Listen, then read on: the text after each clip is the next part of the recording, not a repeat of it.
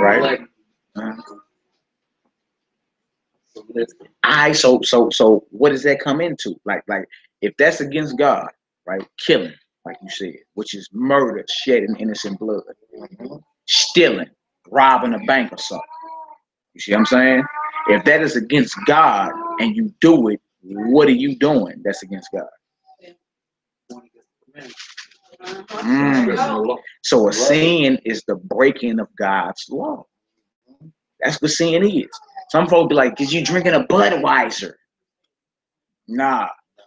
As long as you're not drunk and taking your clothes off and throwing up, you know what I'm saying. But if you still sober enough to straight do what we doing, then you're not drunk. You know what I'm saying? Jesus drank wine. I tell you in the law, like certain strong drinks we could drink. You know what I'm saying? During feast days and all that. So sober would be you being aware of your surroundings. All right. So sin, according to the definition in the Bible, is you breaking God's law. Not because you ran a stop sign. Not because you forgot to put your seatbelt on. Because you broke God's law. You feel me? And that's what we at with. It's like society knows more about man, speed limit, click of the ticket. But if I ask you, what are the commandments of God? Most of us do not know. And that's the problem. Because if you don't know the commandments of God, more than likely you're teaching and living sin, which is you being a criminal in the eyes of God. You're breaking his law. See what I'm saying? So that's very important. And then when you say, what is love? Like if I ask my sister in the park, there you go. What's love, Chico? What's love? Love. L-O-V-E. What does love mean?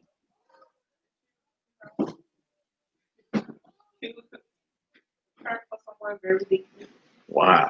Okay. Okay, so it's a feeling. It's not action. Is it? Okay. What you say? What is love? It's two definitions. Go ahead, bring it out. Bring it out. Can you please grab me the boo-boo? I need you. Second John verse 6. Go ahead. Yes, ma'am. The definitions of love is it's like it's a feeling. Feeling.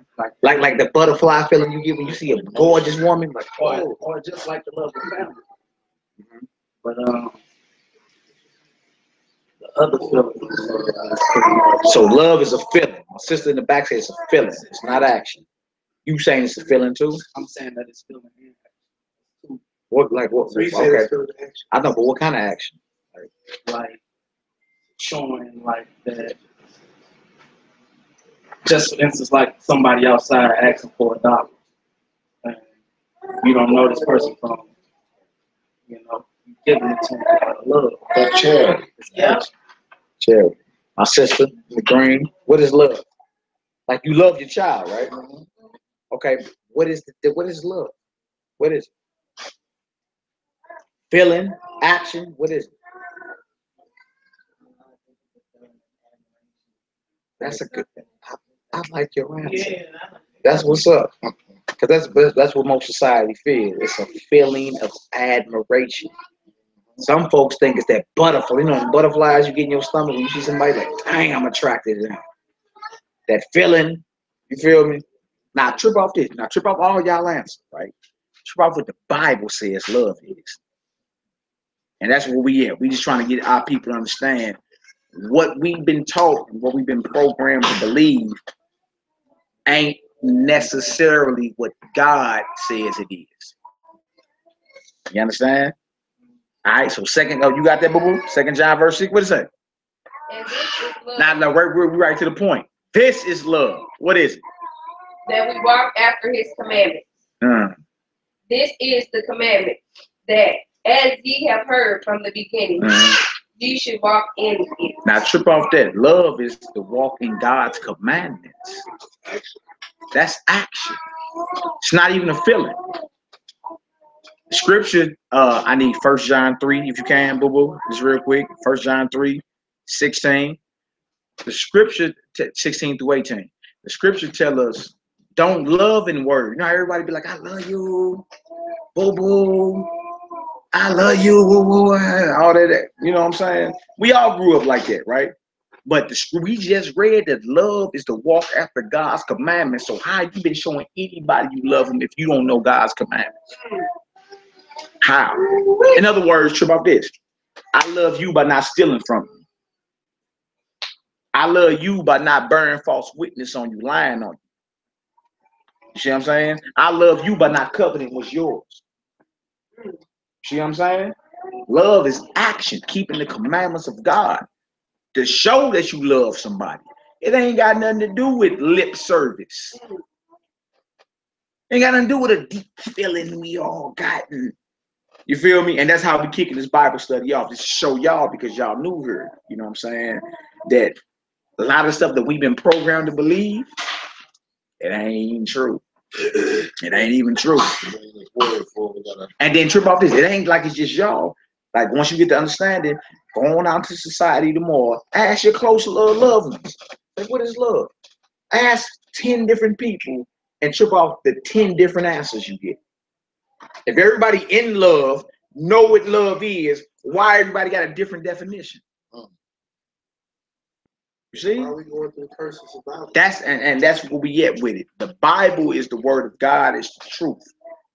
What's false is what we've been taught our whole life, believing is in the Bible, and it actually ain't. Some of us believe by love is unconditional. Who didn't heard that before? Love is unconditional. Love you anyway. Is that how God in the Bible rock?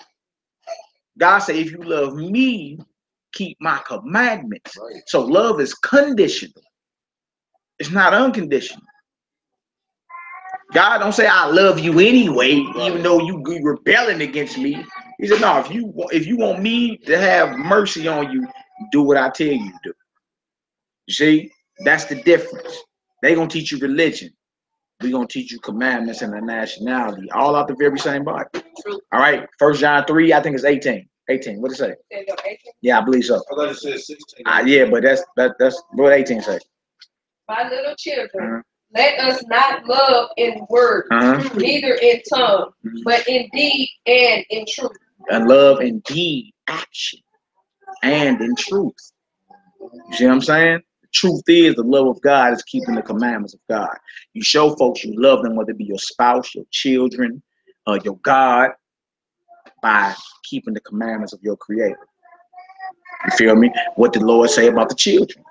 He say train. He don't say raise children. He say train up your children in the way that they should go. What way is that?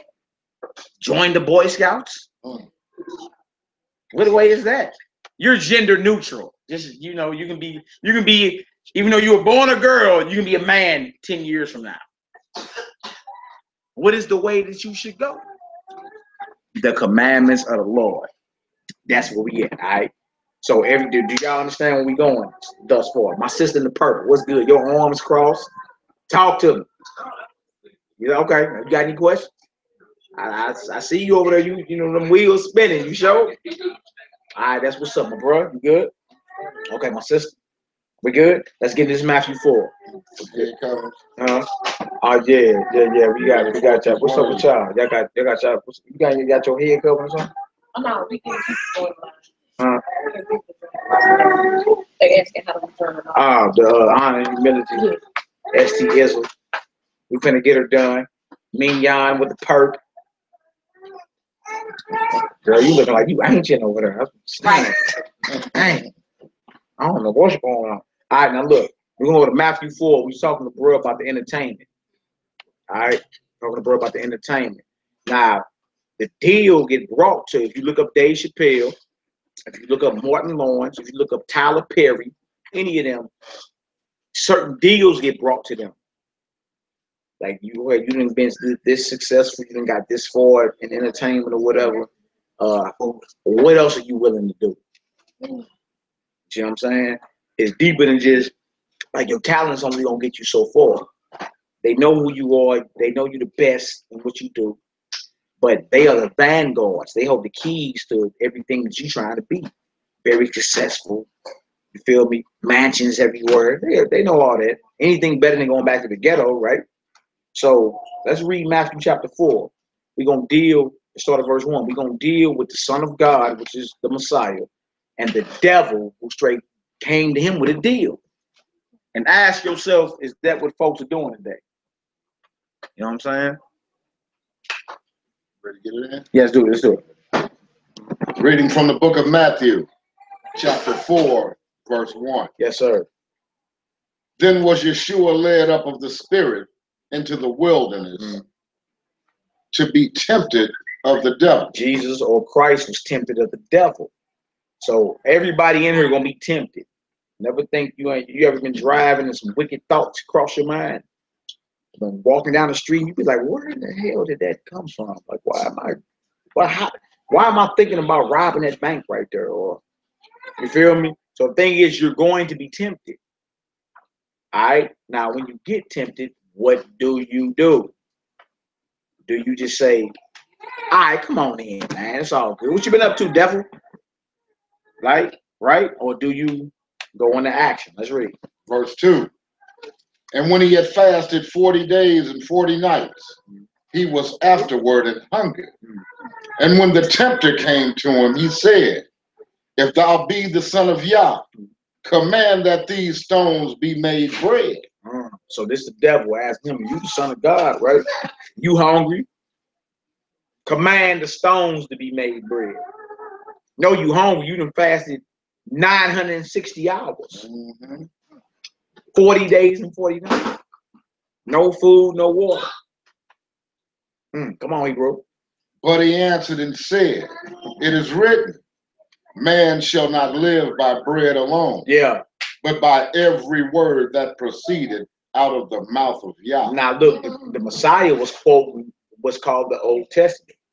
That's in Deuteronomy 8:3. He say, it is written, man shall not live by bread alone, but by every word that proceeded out of the mouth of God. Y'all see that? So what do we learn from that? When you being tempted, your spiritual armor is to quote the scriptures. That's your sword. You can't cuss the devil out. You can't say, get your cloven-footed, hind-quarter, rear-end dragon. You can't say that to the devil. What you can do is tell him, no, get behind me. It is written, no thief will get into the kingdom of heaven. So when you get tempted here to steal, to shed innocent blood, you see what I'm saying? That ain't God. Who is that? Like whenever you get a wicked inspiration, you just got stole on by the devil. He just slapped the hell out your.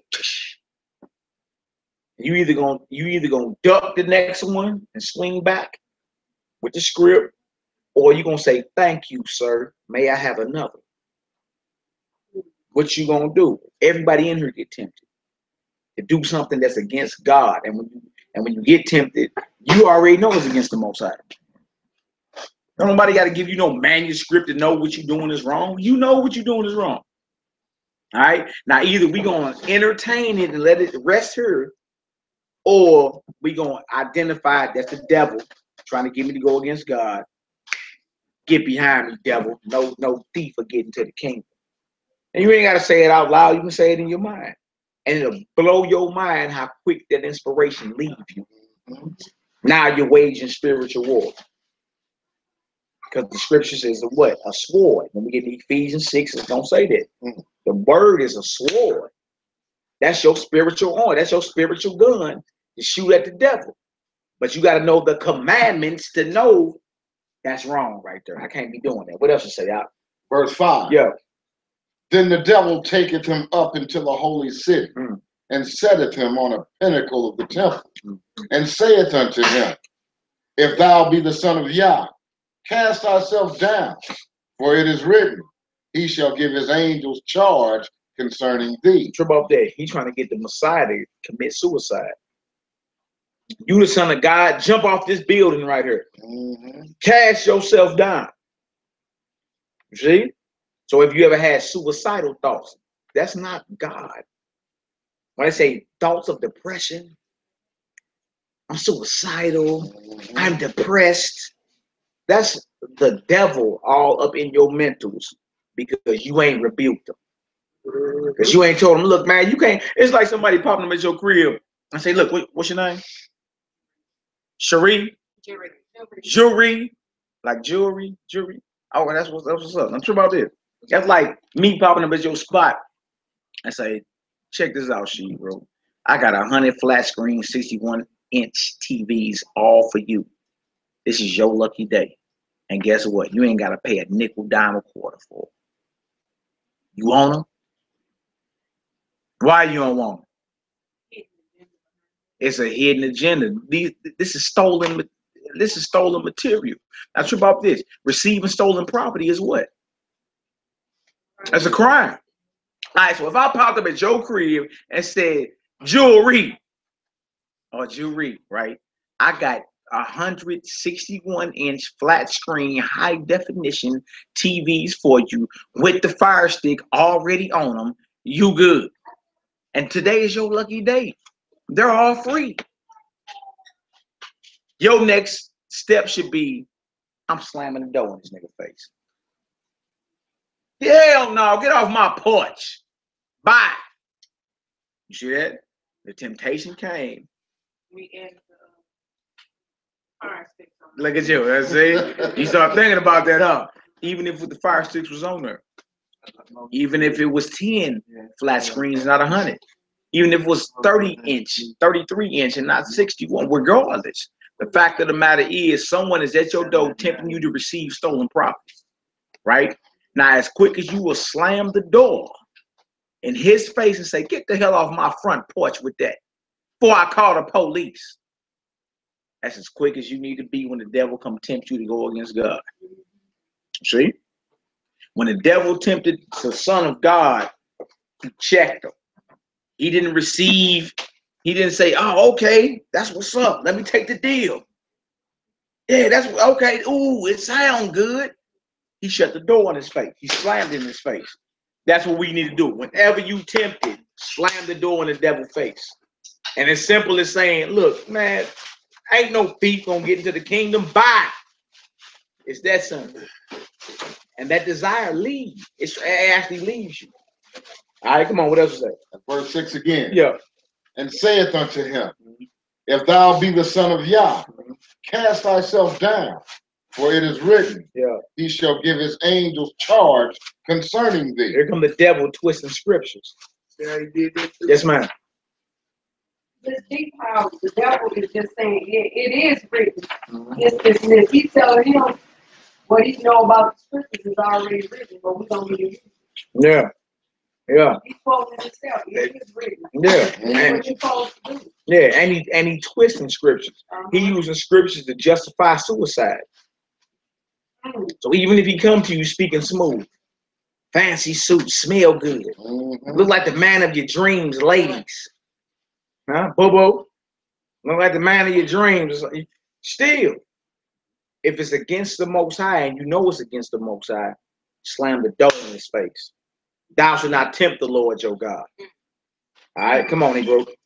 He shall give his angels charge concerning thee, and in their hands they shall bear thee up, lest at any time thou dash thy foot against the stone. Yeshua said unto him, it is not written again. It is what? It is written again. Thou shalt not tempt the Lord thy God. So he quoted Deuteronomy 8:3. The next scripture he quoted was Deuteronomy 6:16. So you see, the Messiah, the Son of God, is in high spiritual warfare with the devil. He ain't cussed him out. He ain't slapped him. But to get the devil to flee, he's quoting scripture. You see? And everybody in here can do that whenever they tempt it. Even if you don't know what the scripture is. You know what's wrong. You know somebody tempting you to do something that's against God. So all you got to do is say, no, get behind me. That's against God. Keep it moving. Get behind me. That's against the Lord. Keep it moving. You see? But we don't do that. Most of the time we entertain it. And say, oh, I probably could get away with that. Yep. Hey, Hebrew, what does it say? Verse 8. Yeah. Again, the devil taketh him up into an exceeding high mountain, and showeth him all the kingdoms of the world, and the glory of them. Now he showed him all the kingdoms of the world, including this one. Where you at? Who you think run America? Good old patriotic, Christian loving white folk?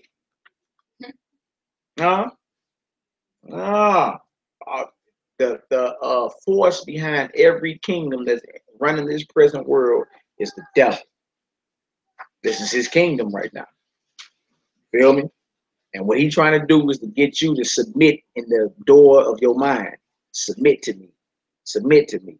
Submit to me. Them evil thoughts you have while you driving, while you walking, while you running, while you dreaming, or whatever. Whenever that happens, you supposed to go to war with the devil. How you go to war with him? Cuss him out? No. Pull them scripts. So get behind me. Won't no idolatrous person enter into the kingdom of heaven.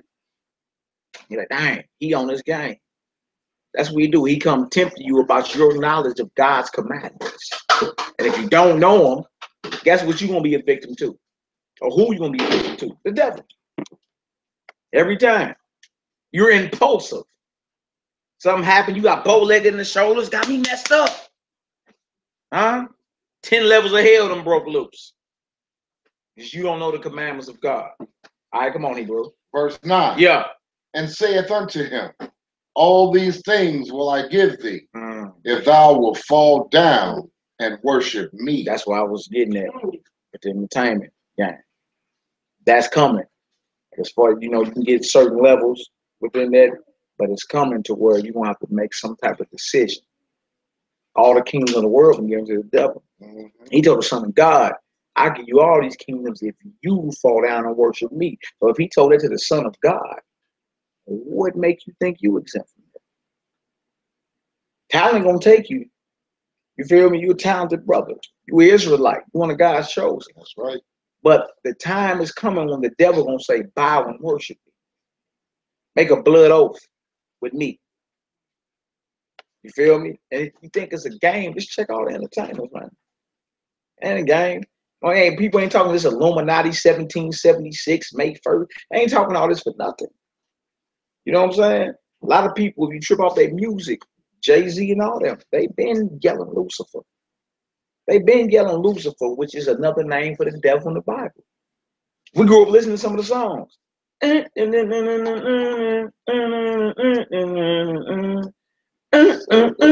son of the morning, Lucifer, son of the morning. They've been screaming. They've been screaming to the devil. It's just crazy because most of us don't even recognize it. You see what I'm saying? So what we learn out of this is he been delivered all the kingdoms of the world. And he told some God, I give the whole world to you if you bow down and worship me. See? So when that deal come to you, bro, you have to make a stand. You be like, oh hell no, I can't do that. You see what I'm saying? All right, come on, bro. Verse 10. Yeah. Then saith Yeshua unto him, get thee hence. He did Satan. what? He told him, get behind me. Get out my face. Go ahead. For it is written, thou shalt worship the Most High thy power, and him only shalt thou serve. Who had to Deuteronomy 22:5? You got that, Bruce? Pull that. Because Tyler Ferry, Martin Lawrence, Ving Rhames, all them in the entertainment business, and they all putting on dresses. They're putting on the regalia of women. And your people today will say, oh, it's all good. Get your money. But think about it. You on the screen because you're influential. See what I'm saying? Now, what they say about the youngins is up under us. See what I'm saying? It's millions of youngins while you getting your millions or billions that's going to think it's okay for me to act like a woman. And I'm a man. See that? That's why Deuteronomy 22:5. You got that? You got it? I got it. Okay, go ahead. Go ahead. Go ahead. The woman shall not work that which pertaineth unto a man. Yeah. Neither shall a man put on a woman's garment. For all that do so are abomination unto the Lord thy God. You hear that? Men, there's a woman section and a men section for a reason. You ain't supposed to be over there looking at blouses and pants that zip up on the side, and we not. You feel me? You a man. Now, what you have is Medea, Tyler Perry. Everybody laugh at it. It's funny or whatever, but it's an abomination in the eyes of God. You know what I'm saying? Shit, I get my money. I can do all that, but think how many youngins gonna look at that. You understand? and take on an effeminate spirit. Men are supposed to be masculine. The woman supposed to be feminine. That's the woman. Let her be feminine. Let her put on a dress and smell good and get her toes and nails done and get pampered. That's what the woman supposed to do. Men supposed to be masculine and, you know, walk hard and talk hard. And you see what I'm saying? And look, that's in the spirit of the Almighty God. So when you see somebody like Tyler Perry or Martin Long, look, they came at Dave Chappelle before he just reemerged. Dave Chappelle at first was standing on. They came at him and said, "Hey, Dave, put a dress on." He said, "Nah, man, I ain't finna do this." "Oh, okay, you ain't gonna do it, man. Come on, man, put a dress on. We'll give you about 3 more zeros behind them other zeros." "Nah, man, I can't do that. I'm cool." I said, "Okay, we know how we gonna get him. Send Martin Lawrence in there." "Dave, man, what's good, bro? What's going on? You in here? Hey, oh, love, put a dress on." "I'm not gonna put no dress on. I'm funny without a dress. You gotta put a dress on for." You feel me? And then eventually, because he stood on it, they came in with a script already written with him in it without him putting a dress on. So he was like, "Well, damn, y'all already had it written up. Y'all already had in your mind that I was, as a black man, was gonna put a dress on. Why they ain't making white men put dresses on? Who else putting dresses on in the entertainment game? You feel me? At an alarming rate, like so-called black men." So then, okay, you be like, "Dang, that's the truth. All right. So what's the agenda behind it then?" There's an agenda. He feminized this man because, look, this man is a prince of God. This is God's chosen prince. He's an Israelite. You feel me? So the agenda is what? Get him to go against his nature. And that way, the generation behind him will follow suit. So now what do we have today? Men don't know they men and women don't know they women. You see? So we have to stand against that. You have to stand against that. Who got the Ephesians? Go ahead. You got something. I'll go ahead. I see. I see you, Bruce. You got anything? Okay. So we got Ephesians 6. Ephesians 6 is where we going next. Now, right now, we just talking about the entertainment industry, how the devil will come with his deals. I don't think it's a game. You feel me? You be like, dang, and most of their talent, they get out the Sunday church. They be like, "You sing excellent." Why they got, what's your girl? Eat the Cake Anime. What's her name? Tina Turner. They got her straight out the Christian church. Right? So you sing marvelous, but can you sing sin like that? That's what it's about. Get this son and daughter of God to go against their spirit. Go against their God and sing what we gonna have them sing. That's what's happening out here. While everybody playing around, and then look, you so focused on getting your money, you ain't tripping off the youngins. If they grow up jacked up, it ain't their fault. It's our fault. We dropped the ball. You was too busy hustling, getting your money, and not instilling the morals and laws of God in your children. So it's not their fault, it's our fault that the children grow up jacked up. So you see today, the young generation are all messed up. You know what I'm saying? Men don't know they men, women don't know they women, and you want to talk down on them, man. Look, the people that's talking down on them is the generation before them. It's their fault then. You dropped the ball. You feel me? Somebody would have stood up and said, "Man, look the hell with all that, man. We're not going to sacrifice the laws and morals of God for the sake of some money." Generation behind this is going to be destroyed behind this. All right? So this is a spiritual war we're dealing with. All right? Ephesians 6. You need to be careful with them too. You need to look them up. You need to look them widgets up. Just look them up on your own time. We'll wrap next week.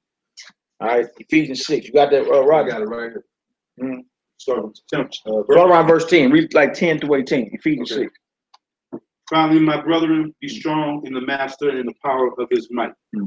Put on the whole armor of Yah, that ye may be able to stand against the wiles of the devil. The who of the devil? The wiles of the devil. All right, so who know what wiles mean?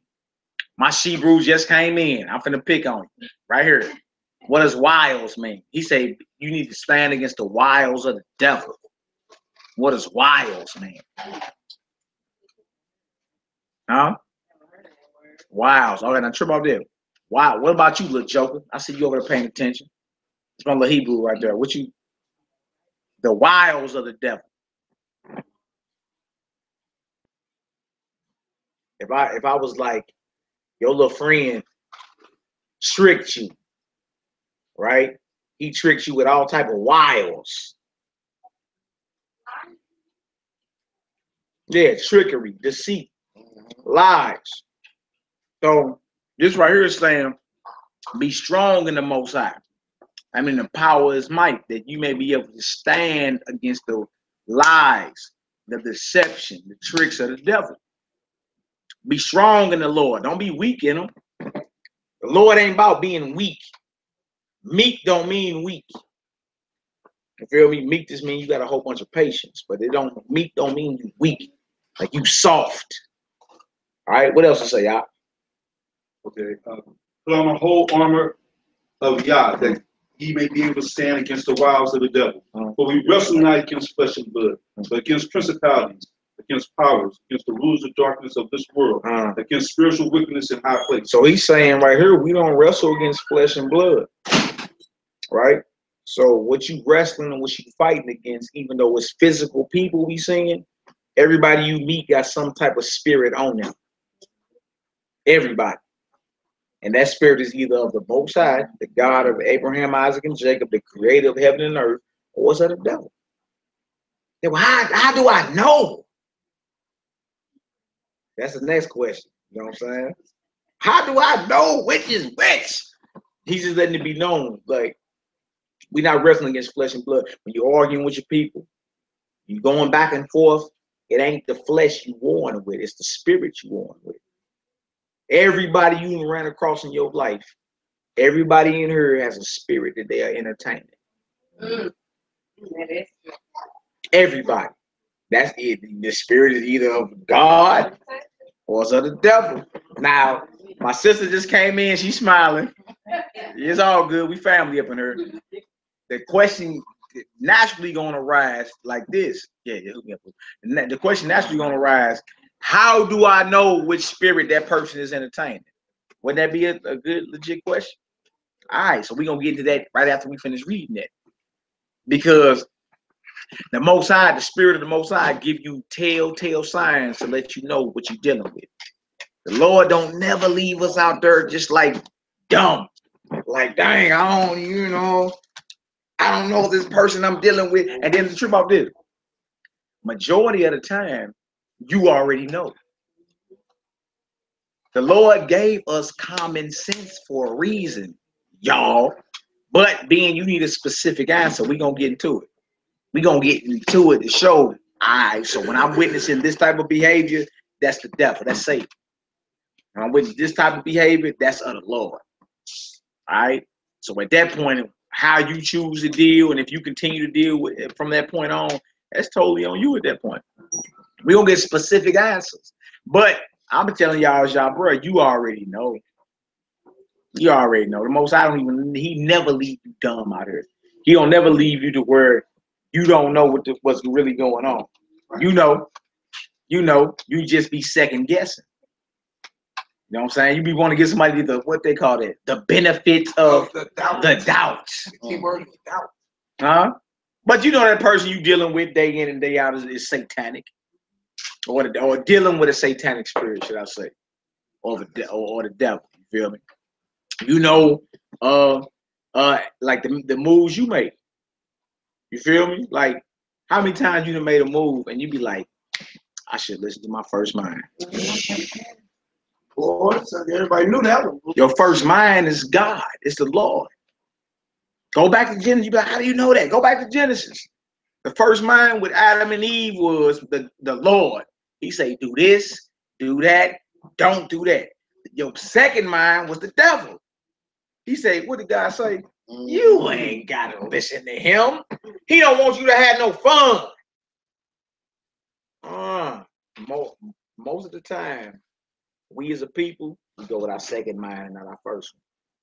And then when you get stung, you say what? I should listen to my first mind. Because that first mind is always the spirit of God. It be like the same way you're stuck in highway traffic and stuff. Yeah. You're like, I'm just off of this edge. Yeah. Something as small as that. Like, no, I could go down. Yeah. Yeah. Something as small as that. Something as small as that is true. That's very true. That be happening to me. That be happening to me. You know what I'm saying? But dang, I should have got my thing out 3 exits ago. You feel me? Because I got the warning, but I didn't take heed. Right. All right. Yeah. That's the mind of God. All right. And look, he gave it to every man, woman, and child. It's just, are we gonna listen or not? Yes, ma'am. Yes, ma'am. Okay. Verse 5, where it says, "Servants, be obedient to them that are your masters according to the flesh." Yeah. So, what does that mean exactly? Like for the most part, most of us got employers. We got people that we have to answer to.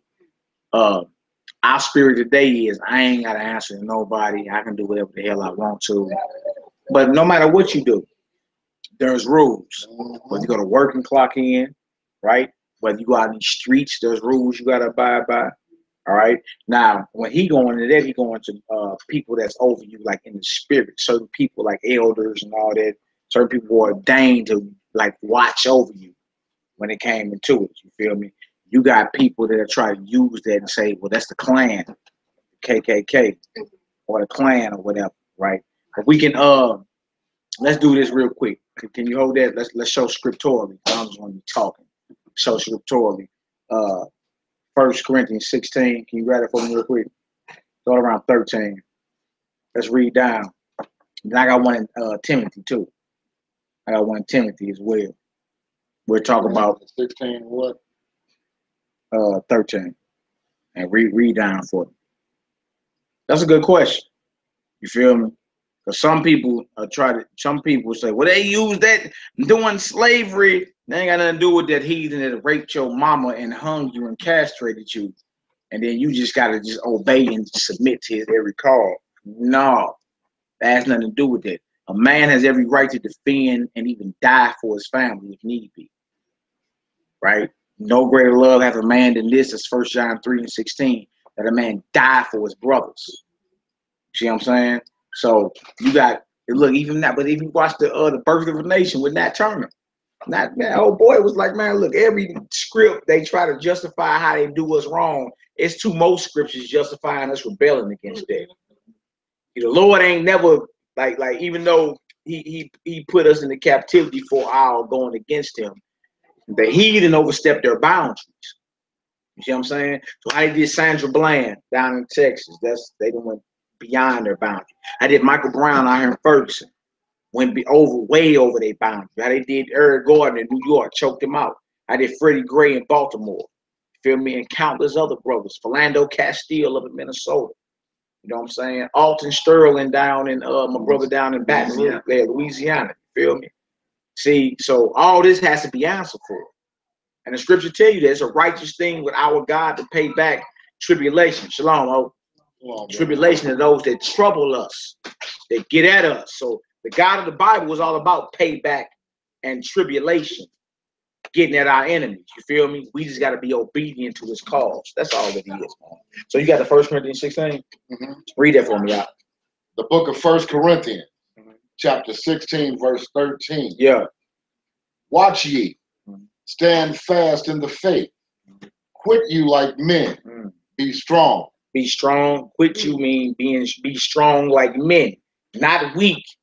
That's the problem today. Society got men thinking they supposed to be soft, clean shaven. Don't raise your voice above an inside voice. Yes, Lord, yes. That's not how the men of the Lord got down. They were masculine, they were bold in their God, and they lived righteously. All right, so even the scripture saying, look, be strong like men. All right, come on, Hebrew. Let all your things be done with charity. I beseech you, brethren, ye know the house of Stephanus, that it is the first fruits of Achaia, and that they have addicted themselves to the ministry of the saints. Come on. That ye submit yourselves unto such. That you submit yourselves to who? Unto such. We talking about people that's in the truth, in this faith right here. You talking about servants, obey your. It's talking about people that's been laboring for a while. You feel me? And then they are instructed to watch over those that ain't been around as long. You know what I'm saying? So he's just like, look, submit yourselves unto such. those that are in the truth. They ain't going in to submit yourself to the clan. The clan better not walk up in here talking about servants obey your masters. He won't make it out of here alive. Sound crazy, don't it? But that's the truth. What Moses do when he caught the heathen tripping with his brother? He laid him down. He laid him down. Scripture tell you that, man. Like, look, you're supposed to be defending the poor and fatherless. Rid the needy out of the mouth of the wicked. Break the jaws of the wicked. That's what the spirit we supposed to be in. You ain't supposed to be police jumping all on your people. You pull your camera phone out. Oh my God, let me film this. It's really going on. That's the spirit we in today. You pull your camera phone out instead of saying, hey, what y'all doing? No, y'all can't. Y'all gonna have to kill all us out here today. That's gonna make him adjust himself. Like, dang, what kind of Negroes is this? You see what I'm saying? That's the spirit of God, though. You're supposed to be looking out for the less fortunate and the weak. Now, you ain't supposed to be all soft and, oh, he has a gun. He has a badge. Where we at with it? You know what I'm saying? Harriet Tubman put her neck on the line for her people. You feel me? Risked her life to go back down south and get her people countless of times. Today, we don't want to get a paper cut on us for the kingdom. We so soft, you know. I got a paper cut. I'm like, God, I'm hot. But she like, look, I'm finna go back down south and get more of my people and free. You understand? And even turn that gauge on them men that was amongst her. Like, man, I'll kill you. I'll see you in the grave before I see you as a slave. You better come on. You feel me? Now, it's okay for our women to be that strong. But what about the men? The men can't be strong like that. We applaud that, but what's up? The men supposed to be all noodle backs, you know, hang his wrist. Be like Don Lemon on CNN. Don Lemon. No, man, we done lost the spirit of God. That's the problem. And you so scared of the oppressor because he been whooping your tail 400 years, you scared to say something. See, so when it's talking about submit yourself, it's talking about the brothers and sisters that's been in the truth longer, you know what I'm saying, then you, like, they looking out for you. That's all it's going into. All right? Bruce, come on. Come on. I know you got something. Come on, Bruce. I mean, I agree with everything what you're saying, but like in the same sense, when you do this, they call it interfering with an arrest, and they lock you up. Yeah. And then you put yourself in a situation where you don't want to be, so you be locked up, but you in the same sense, you be standing up for the right thing, but you like, I just put myself in a situation I didn't want to be in. Right, but you could have saved the soul. Yeah. You feel me? Like, it's like, don't say nothing. Watch them choke Sandra Bland out. Kill Mike Brown. I ain't saying that, but I'm just saying in the same sense, you gotta take the good with the bad. Yeah, understand. You gonna be inconvenienced. So anybody, if y'all see Bruce, you know the nigga ain't helping. No, he ain't say that. No, he said take the good with the bad. I didn't say I was helping. I just said in the same sense when you do that, they gonna call it interfering with an arrest, and then you gonna put yourself in a situation you gonna get locked up. Really trying to be in. Yeah. But in the same sense, you doing it right. Yeah, you gonna be locked up. But hey, Bruce, trip about this. Bruce, trip about this. Doing the right thing don't mean it's gonna be easy for you. You feel me? You gonna be inconvenienced. You know how many Hey, but look, y'all clowning over. Hey, but it's all good. What I'm saying is, doing the right thing don't mean necessarily that you ain't gonna be inconvenienced. You feel me? But see, I was thinking about that we're gonna read that. We're gonna read that. Because there's a lot of men and women in the scriptures that stood up against oppression. They did the right thing and they had to put their neck on the line for it. That's just what it is, man. I do it all the time. It just always end in the short end of the stick. You gonna get that. Because look, this kingdom ain't about righteousness.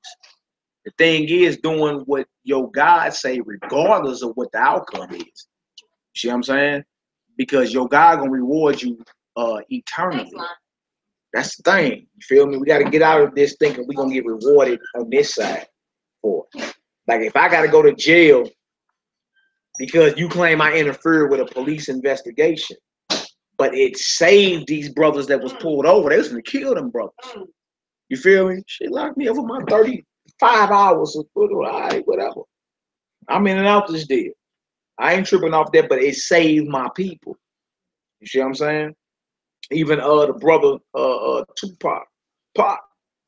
One of the cases he caught back in the day was he was in Atlanta and he was riding and he seen two white men roughing up a bruh. He didn't know they was off-duty cops. He hops out. He's like, man, what y'all doing? Feel me? They try to, you know, manhandle him like, nigga, get your donkey back in the car. Roughed him up a little bit, try to get it. And he went back to the car and told his boy, and the man, let pass me that. And he got at them. You feel me? Shooting heathens all up the rectum. Heathens running, limping, you know what I'm saying? But the fact of the matter was he saw violent overthrowing of justice and was like, that can't happen on my watch. You see what I'm saying? Now think about it. If every man in this nation, our nation, so-called black men, Israelites, if all of us every time we seen something that was against God and the enemy was getting our people, because look, in the end, we the vanguards of our people. We the vanguards of our women. Most of our women don't even feel safe around the men no more. Men, women don't even feel safe around us no more. That should make us not even get no sleep at night. Like how your woman don't feel safe around you. I'm just saying real talk.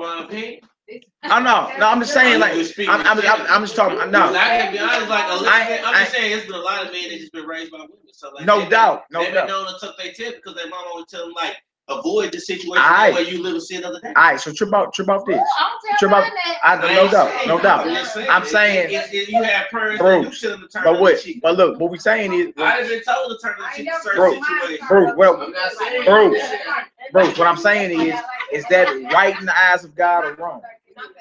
Is that right in the eyes of God or wrong? It may be right in the eyes of God, but no, I'm talking about what's right in the eyes of God. Why I'm talking about letting the enemy violate your woman is what I'm saying. Like say, I mean, put yourself in a scenario. No, I ain't saying that, but I'm just saying like there's a lot of men now that they really have a lot of father figures. So a lot of men now are just really trying to figure out what they should be doing. The system is backwards. Instead of like what they picked up from people that they think. It should look. I'm talking about it should be. But look.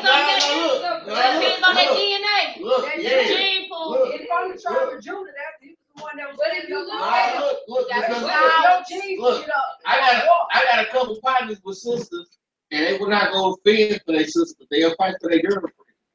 They know them sisters are hot mess. And always that's no excuse. Stuff. Regardless, if this is my sister, regardless, this is my sister, this is my blood. Regardless of what she did right or wrong, I chastise her later if she did something wrong. Yeah, I'm going to her aid. But look, but you about this. But you gonna lose your life over a girl you screwing? But look, I lose my life with my sister for a girl I'm screwing. But look, but no, this is all I'm asking. This is all I'm asking. Like I'm talking about oppression. Period. It ain't gotta be nobody. It ain't gotta be your sister. It ain't gotta be nobody you dealing with. I'm talking about say you strolling down the boulevard or whatever, and you see violent oppression happening to a she-brew, a sister. You ain't gotta know her. All right. Do you say I'm just gonna keep on about my business, or do you say I'm about to address the situation? That's what it come to. That's what it come to. Shalom, y'all. Know that Hebrews. Hebrews. All right. So the deal is you supposed to address the situation. That's all we're talking about. Because if it was my mom, I was about to stop her. Exactly. So and look, regardless of the outcome, regardless of if I land in jail for the night or whatever, if you see the violent overthrow of your people, you're supposed to stand up. You see what I'm saying? And that's the spirit that Most High is putting back on the men of this nation in this hour. You see violent overthrow of justice, you're supposed to stand up. All right, give me hold your spot there. Can you grab me something? Psalms 82, 3 and 4. Hey, Bruce, I give you an example. Psalms 82, 3 and 4. And then let me see. Hold your spot. 2 Job 29. Job 29. Same thing. All right, I got 12 through 18. You done that First Corinthians? No. We're not done with that. We're going to get back to all that. I just wanted to show how, in the spirit of the Most High, you supposed to be standing up against oppression. You know what I'm saying? If you see that happening, then you supposed to be at least addressing the matter. You ain't supposed to be like, you know, just for the sake of me going home tonight and sitting in my air conditioning, right? But your brother just got mowed down by Darren Wilson. There got to be some type of you put in that situation for a reason. You see? So who got the Psalms 82? Who got it for me? And just as a witness to that, like I had picked up my son JB. I don't know if y'all met him live, bro. JB a big boy. You know what I'm saying? 20 years old. You know what I'm saying? 6'2", easy 200. And so I was picking him up, and then when I was driving past, there was a sister pulled over. A 4-door white car, right? Full glasses, everything. You know what I'm saying? Just a sister. No man in the car, just a sister.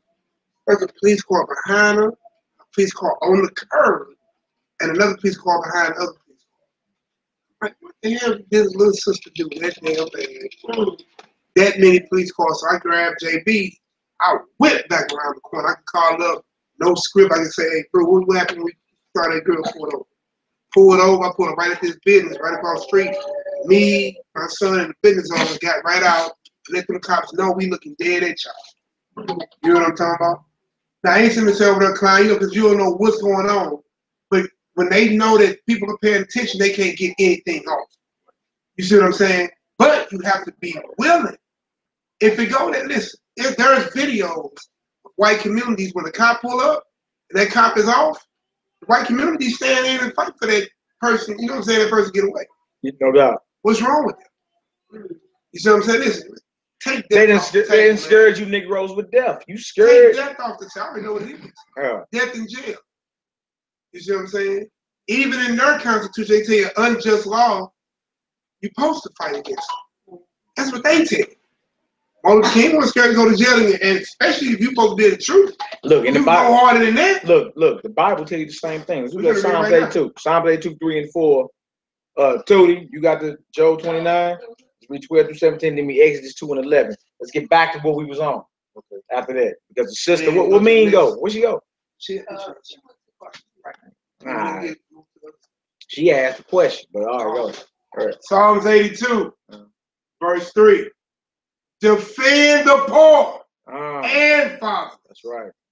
Do justice to the afflicted and needy. You see that? It said defend the poor and the fatherless. Do justice to the afflicted and the needy. That what verse you in? Verse 3. Psalms what? 82.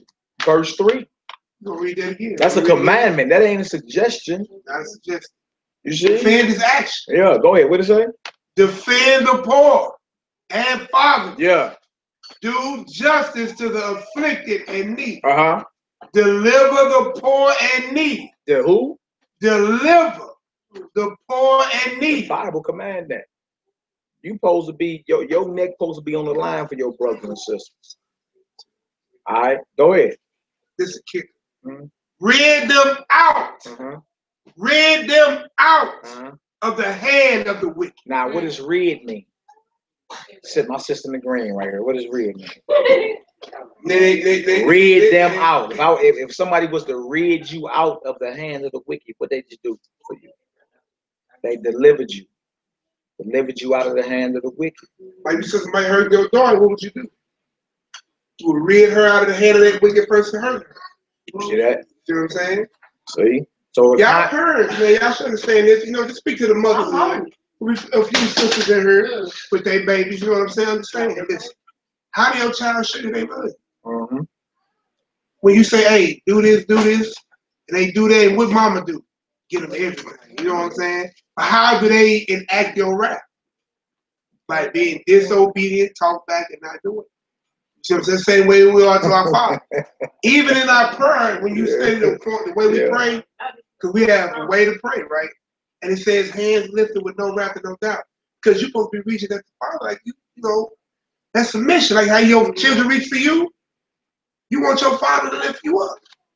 You see what I'm saying? So that's how it is. So that's what you're saying. If anybody bring hurt or harm to any of y'all. We have to be just that ready. Even Gandhi, one of these most peaceful brothers on the planet, still had harm. Who's the Muhammad? Yeah. Muhammad Gandhi. Muhammad. Yeah. Even he had an organ, but he was the most peaceful man on the planet. You can't take, you have to talk their language or be willing to. You see what I'm saying? That's why the Arab man ain't scared of it. You see what I'm saying? Because they know he'll Allah Akbar and blow everything. What did it? What did it? Yeah. He gonna go there. He gonna go there. Don't even fuck with him. You see that little thing they got on YouTube? The little skill with the man with the little Arab outfit on, he running around throwing bags at people. People take off running. Yeah. Hey, look, but look, that we laugh at that, but they actually said a middle picture. Look, they see him coming. He ain't gotta have nothing bad. What they do? Brothers jumping in water, swimming. Yeah. Out of here. Let Tootie get that. You got that Joe for me? You said 12, right? Yeah, 20. Then what chapter you in? I'm following y'all. What's up? What's up with your crown? Why you ain't? What you got going on? I mean, You got one around your head? Just lift it up. Just lift it up. What is you on? Over your pump. Right. Oh, she bet your head. Trying to be cute. Who got that Joe 29? Before we read you up that ignorance. Bobo, you got that Joe? Look at Bruce throwing it at her. Bruce, you got it. Go ahead, read it. If you got to read it. Go ahead, Famo. Job 29, verse 12 through 17. We just read, defend the poor and fatherless. Okay, go ahead, Ryan. Okay, Job 29, starting with the 12th verse. Yeah. Because I delivered the poor and cried, and the fatherless and him that had none to help him. The blessing of him that was ready to perish came upon me. And I caused the widow's heart to sing for joy. Go ahead, what else is that? Okay. I put on righteousness, and it clothed me. My judgment was as a robe and a discipline. So he said righteousness, he clothed himself in righteousness. Right? He defends the poor, he defends the father. Very same thing we read in Psalms 8. This Job. Very same thing we just read. Two different dispensations. So he's saying in the next verse, he going into how that's righteous. He clothed himself in that. In other words, his spirit was, he clothed himself in righteousness, defending the poor, defending the fathers. What else to say? I was eyes to the blind. I was who? I was eyes to the blind. I was eyes to the blind. What else? And feet was I to the lame. Somebody is lame, is paralyzed. They can't walk. So I was eyes to Stevie Wonder, right? I was lame to somebody who couldn't walk. Go ahead. Go ahead. I was a father to the poor, and the cause which I knew not, I searched out. Right. You take your hat off. Yeah, we're getting to that. Other brother too. Yeah. You remove your hat, G. We'll show you in 1 Corinthians 11 how men supposed to be uncovered when they go and prophesy. All right, go ahead, bro. Okay. And I break the jaws of the wicked. I did what? I break the jaws of the wicked. I healed the jaws of the wicked. I break the jaws of the wicked. I rubbed the jaws of the wicked. And I break the jaws of the wicked. See what Job said? He broke the jaws of the wicked. And plucked the spoil out his teeth. And I plucked the spoil out of his teeth. You see? So his whole mindset was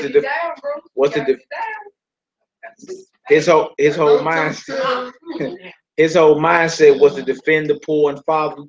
You understand? Put on righteousness as a diadem, as a garment. And he said I break the jaws of the wicked and deliver the spoil out of his teeth. That's the spirit we're supposed to be in. I need Exodus 2 and 11. Let's get back to what Mean was asking. Yeah, Exodus 2:11. And that's nothing. Look, man, even more so for us, man. Look, that time of just being passive is over. You know what I'm talking about? I ain't looking like I'm, Barry, I'm saying, but the time of being passive is over. You see what I'm saying? We see somebody hurting one of ours. We gotta be like that. Especially you. I got a stab wound for that.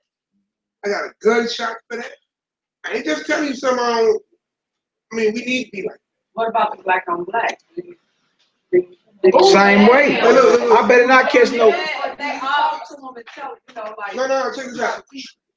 The thing is, The trash. When the trash can that shit, bro? It's over. I think it's over there. We have to police our own thing. Right.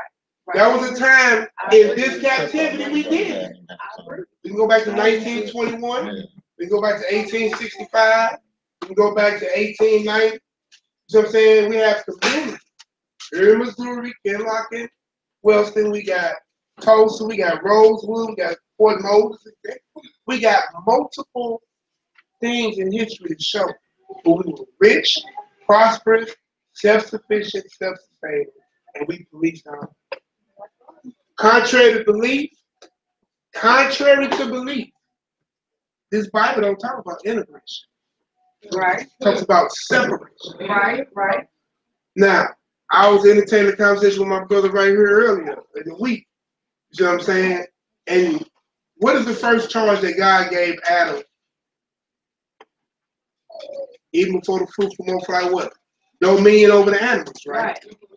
How come every creature in God's creation and you over there know to do what? Not integrate. You don't see lions going to chill over with tigers. You don't see tigers going to chill with leopards. You don't see hyenas going to kick it with lions. You don't see zebras going, I beat your ass. You see what I'm saying? We're the only thing in creation that try to integrate with our enemies. You see what I'm saying? And we know it because from the womb, it said 2 manner of people, 2 nations. We was battling before we even saw sunlight. So understand is that it got to get back to the way that it was really existing. Multiple birds, they all, you don't see pigeons kicking it with hawks. You don't see owls kicking it with turtle doves. But you don't see the men standing up and who I'm hollering at right now? Who I'm hollering at? I ain't saying women. Who I'm hollering at? I know it's got to be us. You see what I'm saying? Our job, because listen, in order to get to y'all, they got to kill us anyway. Because what do they do in war? They kill a man and do what? Take the women and put them inside the women and reduce them. Who say it like this? Because that fight, I got us back. Don't worry, I ain't got no buying money for either one of us. Somebody got to be out here to tell somebody to go get us. I'm saying if you never. And Bruce be funny, y'all. Bruce knows this. Jail ain't nothing but, look, most of us probably been locked up. I know I am. You see what I'm saying? We can't let locked up be an issue. You see what I'm saying? Like you said, I made it home, or I didn't make it home, but everybody made it home the same. You see what I'm saying? Like we depart from each other, we all hit each other up. Hey, boo, you good? You good? That's how you supposed to be. That's just brotherly love. And look, if we just learned and we read not too long ago, no greater love is the man that laid out his life for a friend, you already get it. If you died for righteousness, you got it. What we upset about? Let's do the exits. Let's do exits 2. We got to get back to that Ephesians we at. And we got that what you call to that 1 Peter 5. Exodus 2, what verse? Let's read 9 through 11. Yes, ma'am. Let's get her done. And Pharaoh's daughter said unto her, Take this child away and nurse it for me, and I will give thee thy wages. And the woman took the child and nursed it. And the child grew, and she brought him unto Pharaoh's daughter, and he became her son. And she called his name Moses. And she said, Because I drew him out of the water. And it came to pass in those days, when Moses was grown, that he went out unto his brethren, and looked on their burdens. And he spied an Egyptian smiting an Hebrew, one of his brethren. Verse 12. And he looked this way and that way. And when he saw that there was no man, he slew the He looked Egyptian both ways.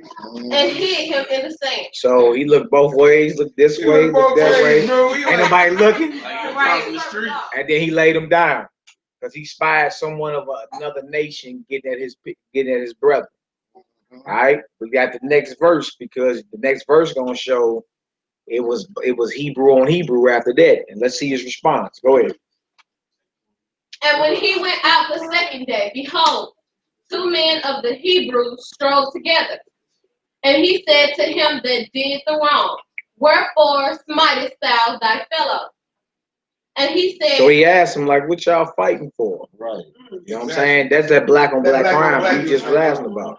You know what I'm saying? He sees somebody of an outside nation because when somebody of an outside nation get at you, because that's the excuse today. People be like, well, it's black on black crime. Like, well, it's white on white crime, Chinese on Chinese crime. Straight and all up, that. bro. Bring that out. Y'all really don't never talk about that. Right. Like, who killed more Chinese folk than Chinese folk? Right? Who killed more Arab folk than Arab folk? You feel me? It's always been infighting amongst nations. Unless you're dealing with this heathen Cro-Magnon beast. Like, he done bombed down to everybody. You dig? But I mean, so on the whole, when you're dealing with nations, you always got conflict internally. But when someone comes from the outside and gets at your nation, that's called an act of war. Yeah. So it's not the same. Even though our brothers is out here killing each other, laying each other down. My brother just got out the hospital today, shot up 5 times by someone of his own nation. You dig? Now, if we was in position, we would go ahead and be policing our own, but we're not. But it's still not the same when someone of an outside like Darren Wilson or any other heathen You come can't do it. and lay your people down. That's called an act of war. You feel me? And it's like that with any nation. You feel me? Just because there's internal conflict don't mean somebody from the outside can come in and say, oh, well, y'all killing each other anyway. Let me go ahead and get at you. Let me give me a couple of you niggas. You feel me? That's called an act of war. Right. You see what I'm saying? So Moses knew that. Moses, he peeped the Egyptian getting at his brother. He looked this way, looked that way. Ain't nobody looking. I'm gonna lay him down, hit him in the sand. The next day, he see the bros fighting amongst each other. Chopping up with The black on black crime. He said, man, why is y'all? What is y'all? He broke it up. What is y'all doing? Right? Why you striving with your fellow? He All right. killed him. What that next verse say? I mean, I quote T, not I, but I quote T. and he said, who made thee a prince and a judge over us? Intendest thou to kill me as thou killest the Egyptian? Or dry So stitch. now here go our people, you know. Dry You try to stitch. help them out. You try to break them up. Like, man, don't be killing your own. Who you think you is, nigga? We seen you. You killed that white man yesterday. All right, what happened? And Moses feared and said, surely this thing is known. So, and then he ended up fleeing. We get back into that. All right. So, look, was you still in that Corinthians? Yeah. Let's finish that Corinthians. Me had the question about the submit yourself to your masters. That's going to those that's been in the truth and that the Lord has put. Yeah, 1 Corinthians 16. That has nothing to do with submitting to the Klan. It has nothing to do with submitting to the neo-Nazi. It has nothing to do with that. Hey, look, why You have every right to protect yours, if that's what it is. You understand? And for the most part, let me say this real quick. For the most part, if you keep the commandments of the Most High, the heathen leave you alone. They leave you alone. They don't even mess with you. For the most part, you have certain situations where they'll, you know. But for the most part, if you just fly by the Torah, the commandments of the Most High, you ain't even got to worry about an outside force even messing with you until it's your time to, you know, your testimony or whatever. It's time for you to lay your life Time of down. your testimony, yeah. But for the most part, you ain't even got to worry about that because the commandments of the Most High keep you in check. They keep you from, you know, you ain't out here robbing, you ain't out here stealing, you ain't out here murdering, you ain't out here raping, you ain't out here selling no dope. You know what I'm saying? You ain't out here doing the things they locking everybody else up for because you're keeping the commandments of your God. You see what I'm saying? So if you just keep the commandments of the Most High, you actually stay, Right, good. you fly under the radar dealing with these heathens. For the most part. You know what I'm saying? 99% of the time, you under the radar. They don't even mess with you. All right, so look, you got 1 Corinthians 16. The question was about The question was about, when we read Ephesians, what is that, 6? When it says submit yourselves to your masters, it's not talking about you submit yourselves to the KKK or the neo-Nazis. It's going into those that have been in the truth, laboring in this truth. Most High set certain people up to watch over your well-being. You see what I'm saying? It ain't got nothing to do with it. Just submit yourself to the Klan. Or during, boy, I said get on the sidewalk. Is you eyeballing me, boy? You remember? Get to the back of the bus. This ain't 1920 Alabama. This scripture ain't got nothing to do with none of that. And look, understand this too, y'all. There is difference in slavery. There is slavery, there is servitude, and there's what? And there's bondage. Oh, say it again.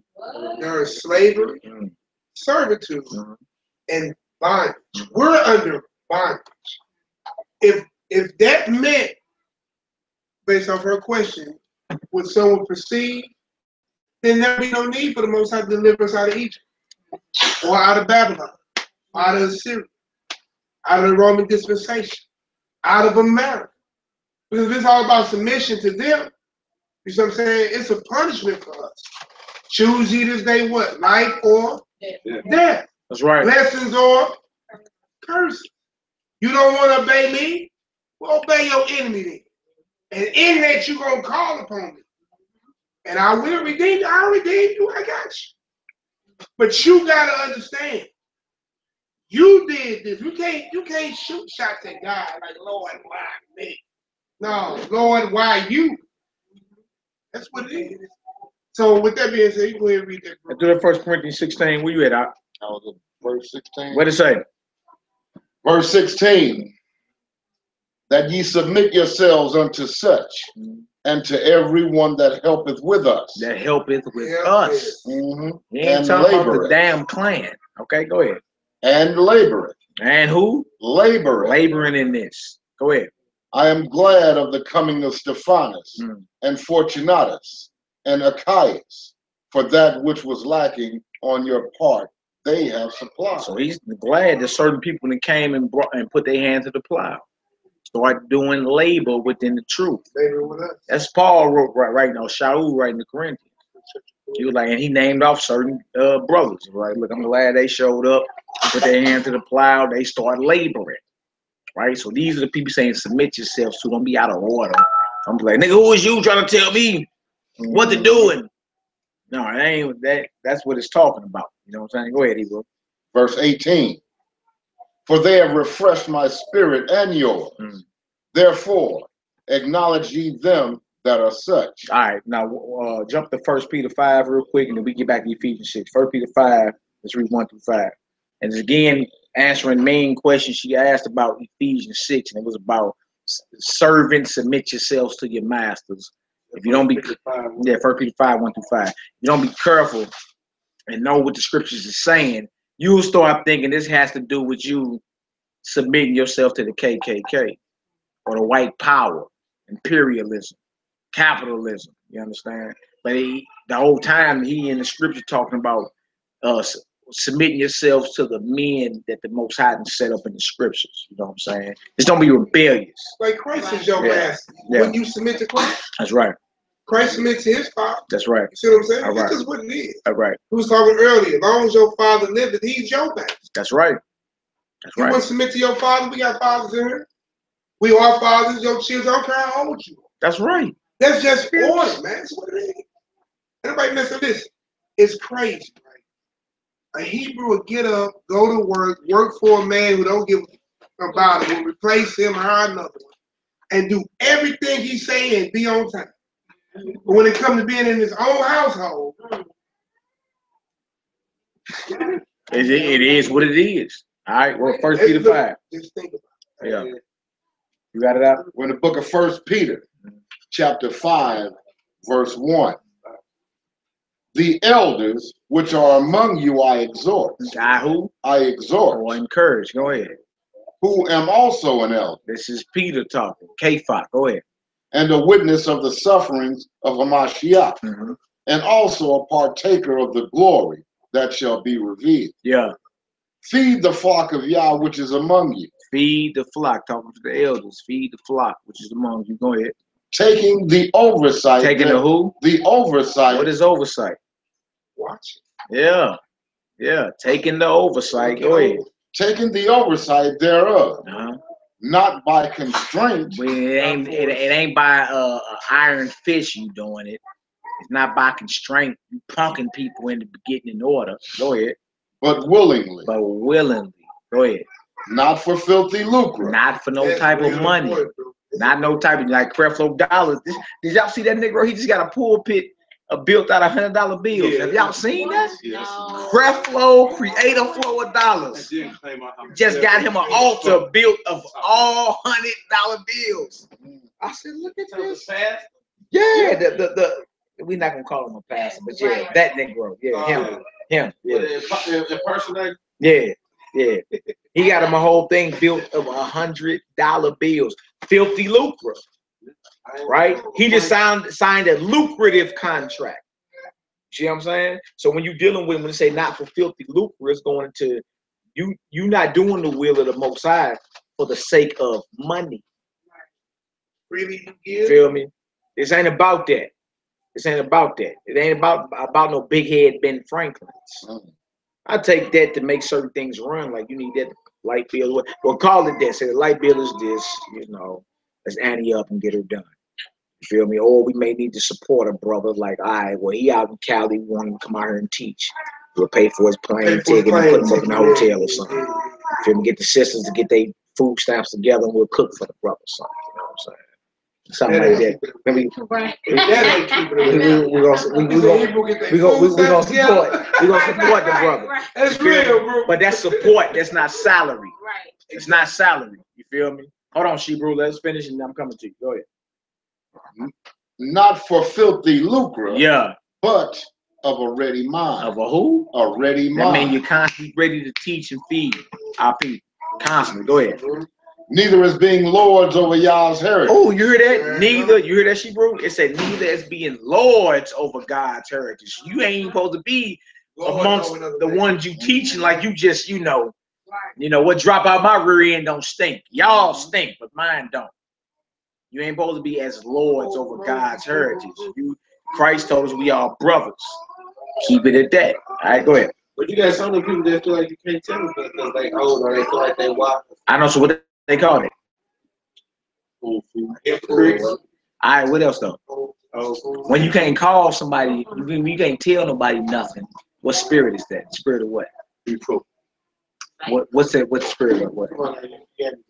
Pride. Oh, okay, right. You see what I'm saying? And, Ego too. Yeah, that's what pride is. It's ego. You understand? And right after the pride comes a downfall and destruction. All right, come on, bro. Neither as being lords over Yah's heritage. Yeah. But being ensamples to the flock. Being an example, or it says ensample in there. Let's just be an example to the flock. Don't be a lord over the flock. Like, taught all these niggas down here. Don't be like that. Be an example to where those that's looking can be like, let me go ahead and if he could do what I could do. If he can serve the Most High and get on the level with the Most High, I can too. So be an example. That's all it's saying. All right, go ahead. Verse 4. Yeah. And when the chief shepherd shall appear. The who shepherd? The chief shepherd. Yeah. Shall appear. Go ahead. You shall receive a crown of glory. A crown of who? A crown of glory. That fadeth not away. That fadeth not away. Who don't want that crown of glory? I know these brothers want their crown of glory. You know what I'm saying? So if you make it to where it's not no filthy lucre, you ain't a lord over the flock. You an example. When the chief shepherd, which is son of the Most High, when he appeared, you receive what? A crown of glory that never fade away. A crown go on kings. Crown mean rulership. You see that? All right, come on, bro. Likewise, ye younger. You? Ye younger. The younger. Go ahead. Submit yourselves unto the elder. So you see where we at now? When it was like obey your masters, is going into the younger, submitting yourselves to the elder. You know what I'm saying? We all got elders in this. Like, I got bros been banging 35 years. I'm 35. You know what I'm saying? Like, bro, as long as I've been alive. We was talking about some of the bros early when we was out in the parking lot. You know what I'm saying? Bro, been banging since '82. That's when I was born. Yeah. You know what I'm saying? A long, long time with a lot of this now. Been banging. I'm talking about before it was ATMs out here. And before the technology that's out today, which Yeah. you had to go to the library. Yeah. Yeah. Before any of that. You know what I'm saying? Before it was the ATM out. Telling you about the mark of the beast and the cashless society that's coming. And it's here. You feel me? So we all got elders and brothers that's been laboring. So even when I'm amongst the brothers, or there, I don't be so quick to pop off and, bro, I got something to say. Bring it out, bro. I mean, you know, sit on back and soak all this, you know, wisdom on in. You feel me? I don't be on all this. Nigga, sit your old, decrepit. Oh, nah, ain't none of that. That's a proud spirit. You know what I'm saying? And when I'm around brothers that's been laboring longer than me, I'll be over here like my little joke over there in the yellow. Right, soaking it up. I'll be over there like, yeah, I'm talking about you, little joker. Yeah. I'll be over there like, you know, one of the students, like, you know, let me dang, you know. When I was born, he was banging. In the truth. Like, so who would I look like? Like, anyway, just because we in the age of social media, Scripture said the younger submit yourselves to the elder. So that's the instruction. It's just right order, man. Like when you go out to the store, you be somewhere, you say elder, when I elder, hey, you go help out, you know what I'm saying? Help him out. You know, I can show you a review from work. I had picked up a person, blind, challenged. I went all the way down, got out, walked to the car, got him in, took home, walked to the door, walked all the way up, and straight wrote a paragraph review about it. Like, man, Jay went above and beyond. You know what I'm saying? Do the trip and do it. I mean, it wasn't even for that, though. You know what I'm saying? That was an L. You see what I'm saying? That's what we posted. You know? All right, what else to say? Verse 5 again. Yeah.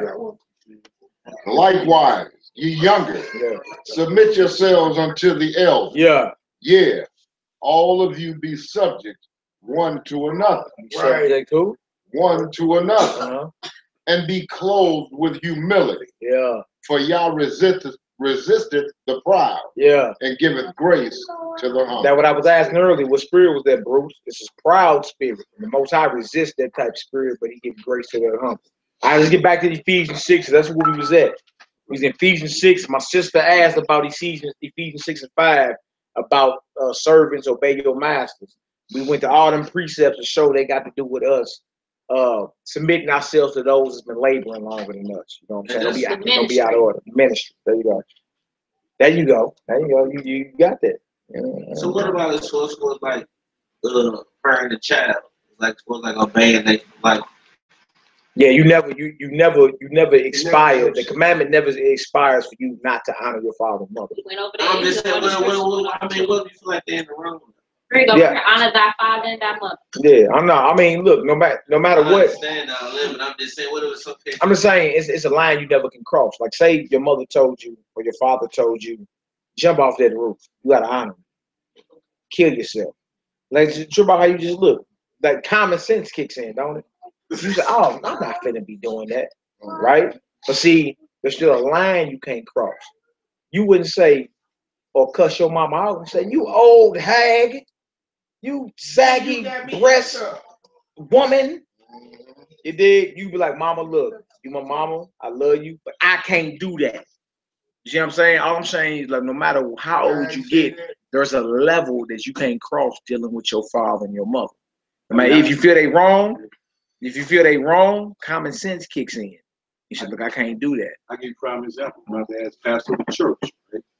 He never talked about any of this stuff. Apocrypha, the lost books, none of this stuff, right? So once I did get into this knowledge and come away, I had to bring it to him, all right? But of course, I was thinking about commandment number 5 all day long, saying how I'm going to do this, right? I came to him, still was rejected. I just walked away. But I wanted to tell him, I wanted to convince him, because this is dealing with our souls, man. And it's nothing more. I want to see my parents make it, but they've been following this white booty Jesus forever.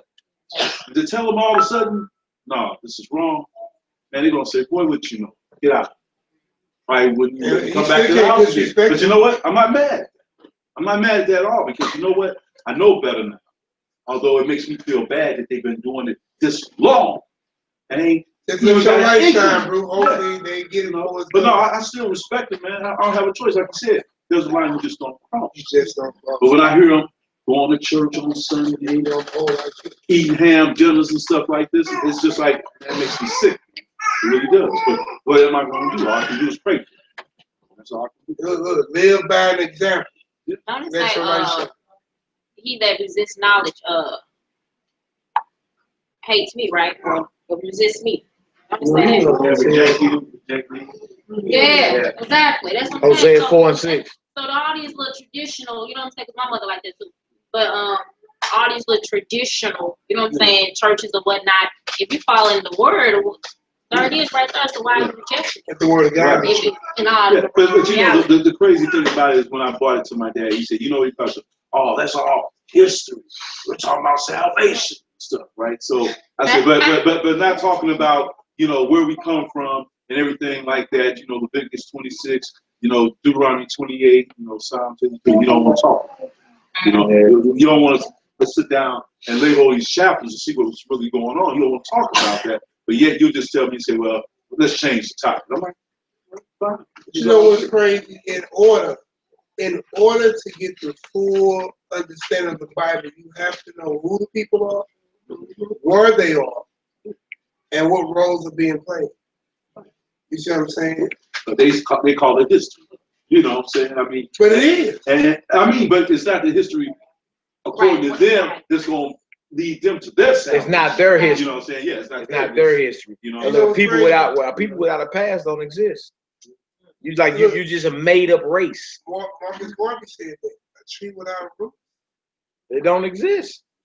You are people that don't go back past Black History Month, the plantation. Don't look during Black History Month. They don't talk about Moses with you. They don't talk about Jeremiah or Isaiah. They talk about Booker T. Washington. Yeah, the passive group. Yeah, they talk about post-slavery or during slavery. They don't really talk about. They don't talk about your history as a people before you arrive on these shores as slaves. How about this one? One time I asked him, said, you know, what about Judas in the Bible? He said, you think about only Judas is scared. They don't talk about Judas Maccabees. So I'm like, hey, well, there no one Judas. Yeah, that's it. Yeah. Talk about Judas Maccabees. You know, they don't know who's that. You know what I'm saying? They don't know who that. The only Judas they know is Judas scared. That's you know, I'm just saying. Right. I mean, this is the type of stuff you talk about. If you bring a name up that has such significance, you only think about it in one map and stuff. But then, like I said, you know, they never heard of Judas Maccabees, but Judas is scared of one who betrayed Hamashiach, but he never talked about the one who was trying to redeem his people before that city actually, you know, went under. Yeah, you know what I'm saying? Yeah. So during the siege of the Greeks. Right. And not today, most men in they Greek fraternities throwing this up, doing they stepping, and you not knowing, man. You know how many of our people died behind that? Died because they refused to be down with Greeks and be Hellenized. All right, so let's get back to Ephesians 6. Ephesians 6, we go into the spiritual armor, back to what we was talking about the entertainment and all that. And look, that's what we need, because there's gonna come a time. I'm gonna say it again. There's gonna come a time to where you're gonna have to stand on what God instilled in you. Right? You know what I'm saying? We congratulate our brothers that are what they call successful. That's what's up. You understand? Like, I was smiling when I seen Shelly on there. She's like, my son, and Shelly was posing. I was like, that's what's up. You know what I'm saying? But talent gonna get you so far. They know that because they're the gatekeepers to their society. All right. So when it come down to you making what they call the big bucks, like Dre ain't become no billionaire being righteous. You see what I'm saying? He ain't become no billionaire because he make fire beats. A deal has to be made. You know what I'm saying? And you can't renege on that deal. A good movie to watch is John Wick 2. Watch that new John Wick. It's all about blood covenants. And what they were sliding was called the mark. At the mark of the beast. He's like, look, man, you can't refuse a mark. You can't refuse that. You remember, I'm the one that helped you defeat that or get past that impossible task, you're like, yeah, but man, take it back. I can't do it. Dude went out there, blew his crib up, and it was a war from then on. You know what I'm saying? But it was a blood covenant because John Wick, Keanu Reeves, pricked his thumb and willingly put his thumbprint right there. He said, whose print is this? You see what I'm saying? So what I'm saying, this whole society, this whole construct is made off deals. Like we read in Matthew chapter 4 about the Messiah. The devil, look, if the devil came at the Son of the Most High, who never went against the Most High, what you think gonna happen with you? He know he come. He gonna have to come holler at you. You feel me? Knowing you influential, knowing that you got all this talent. You understand? So use your mind to get certain businesses popping to where you don't have to do that. Because certain people get stuck. They get in position and they sell out. You know what I'm saying? You can't sell your soul out. You got to stand for the Lord no matter what happens. You understand? Whether you be in here with us, then you done sold out for a few beans for a couple of years. You feel me? But then your eternal soul is required. That's the problem. All right, Ephesians 6, we'll be at, right? All right, 13. Ephesians 6, verse what? 13. Read 12 again. Okay. For we wrestle not against flesh and blood, but against principalities, against powers, against the rulers of darkness of this world, against spiritual wickedness in high places. Yeah. Wherefore, take unto you the whole armor of Yah, that ye may be able to withstand in the evil day, and having done all to stand. Having done who? Having done all to stand. Take on the whole armor. So, being that this is a war, the Most High give you spiritual weapons. Because you can't cuss the devil out. And he flee. You can't slap him up, slap him, and he flee. Right? But it say put on the whole armor. That way you done did all you can to stand within the evil day. So he finna list your spiritual weapons that you have to successfully wage a righteous warfare. All right, go ahead. Verse 14. Yeah. Stand therefore, having your loins girt with the truth. Girt with the truth. Girt with the truth. Your loins. Now you sure about the medieval, like when they went to war back in medieval times? Helmets, they had shields, they had swords, they had breastplate, they had something around their mid regions. You know what I'm saying? Some on their shin bones and feet, they had to be strapped because they was warding with swords.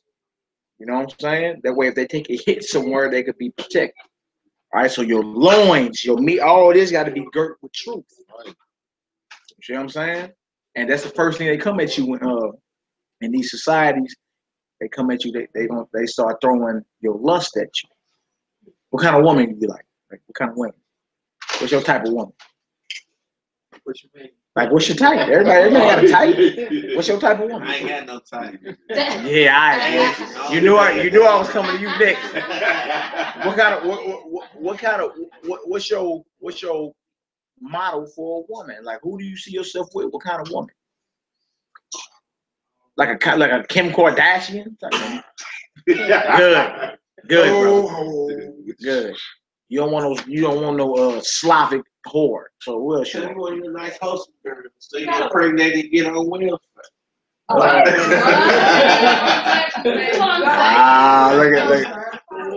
at. So what's your about this? You ain't even got to answer that. I'm saying, think about your dream wife or someone that you see yourself like, dang. You know what I'm saying?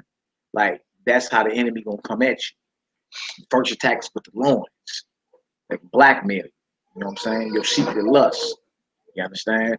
That's why a lot of the cats that's fronting like they straight but really closet homosexuals, they got them all on camera. To where once they got them on camera, nigga, you better not speak up about no New World Order or no Mark of the Beast or no police killings. Boy, we'll put you on blast. So your loins have to be girt with truth. You see what I'm saying? To where you can't be blackmailed. I don't care if it's a bad woman. I don't care if it's a secret closet lust on some sodomy. Homosexuality, your loins have to be girt with truth. You have to be strapped down here with truth. All right, what else to say, Rod? It says, and having on the breastplate of righteousness. A breastplate is what you call a bulletproof vest today. All right, this has to be all this, which covers your heart, It has to be what? Covered in righteousness. All right, so you got something covering your mid regions, which is your loins. Got something covering your heart and your chest, bulletproof vest, right? Righteousness. What else? And your feet shod with the preparation of the gospel of peace. So your feet are even covered everywhere you go. You know what I'm saying? So even if you took something to the toe or took something down here to the shin, you strap, you can withstand the blow. Gospel of peace. Everywhere you go, you spread the truth. All right? Go ahead. Above all, taking the shield of faith. Now you got a shield. You got something to what? Block everything. It's the shield is called the shield of faith. Go ahead. Wherewith ye shall be able to quench all fiery darts of the wicked. With your faith, you can quench all the fiery darts of the devil. Faith is your belief. Your belief is a shield to protect you from fiery darts of the devil. All right? It's going into your spiritual weapons, your armor. What else to say? And take the helmet of salvation and the sword of the Spirit. And the sword of the Spirit. The helmet of salvation. You got a helmet on. It's you take a headshot, right? And the sword of the Spirit. You got a sword, which is what? Which is the word of Yah. Which is the word of God. You see that? That's why when Christ was tempted, he quoted the word of God. Because the word of God is what? A sword. That's how you cut the devil. That's how you cut any wicked inspiration that's on you. Whenever you get tempted to do something that's against God, you know it, you need to be quoting the script. No thief will get into the kingdom, get behind me. No murderer get into the kingdom, get behind me. No fornicator. No fornicator get into the kingdom, get behind me. You see what I'm saying? You need to be waging war. Sometimes you ain't did that in all day, but been at war in your mind and be drained. Tired as a mug. You don't want to be like, what you done did all day? Been sitting there. I've been at war though. Yeah. All day. You feel me? And physically you be drained behind it. Yeah. Because you've been all day, you've been checking these wicked spirits, been trying to get into your mind. And sit. What you gonna do is sit there, shoot the breeze. What you been up to? You feel me? No, Satan, you can't sit down. We not shooting the breeze. I don't care how your day been going. You can't sit here. Seats taken. That's how you got to be. When any wicked thought come across your mind, you got to be like that. All right? And those are the spiritual weapons that he done gave us to wage war. And your sword, you know, you got a shield of faith, which is your belief. You ain't wavering. Your spiritual gun, your strap is the word of God. Right? The do's and the don'ts. All right, so everybody understand that? Mean you get that? I know you get that. That's what's up. All right. You said go to 18, but I just go ahead, read on out. Right. And praying always with all prayer and supplication in the spirit, and watching thereunto with all perseverance, and supplication for all the saints. Yeah, because prayer is a weapon. Prayer is not just you, oh Lord, I want to see the flowers blossom early this spring. I want to see the bumblebees and that ain't what, but prayer is a weapon that you have to petition the heavenly courts for the Most High go to war for you. All right. So look, after that, we was talking about, sis was talking about reincarnation. Yep. What we was talking about? Yes. All right.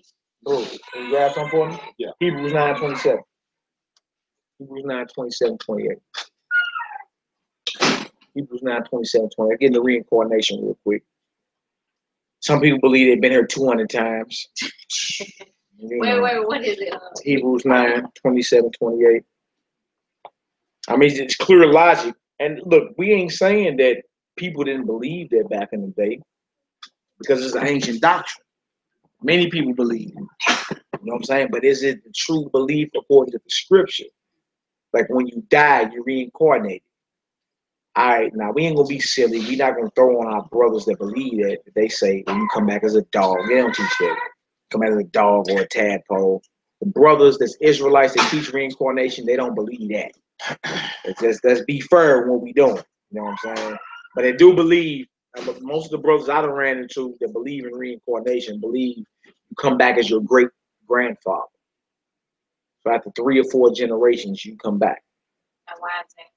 Because of Exodus 20, where it said, until the 3rd and 4th generation of those that love me, and 3rd and 4th generation of those that hate me. You feel me? So they take that and think that means Exodus 20, verse 6. We can read that real quick. Let's just show where they go, and then we'll get into it. Because it don't mean that.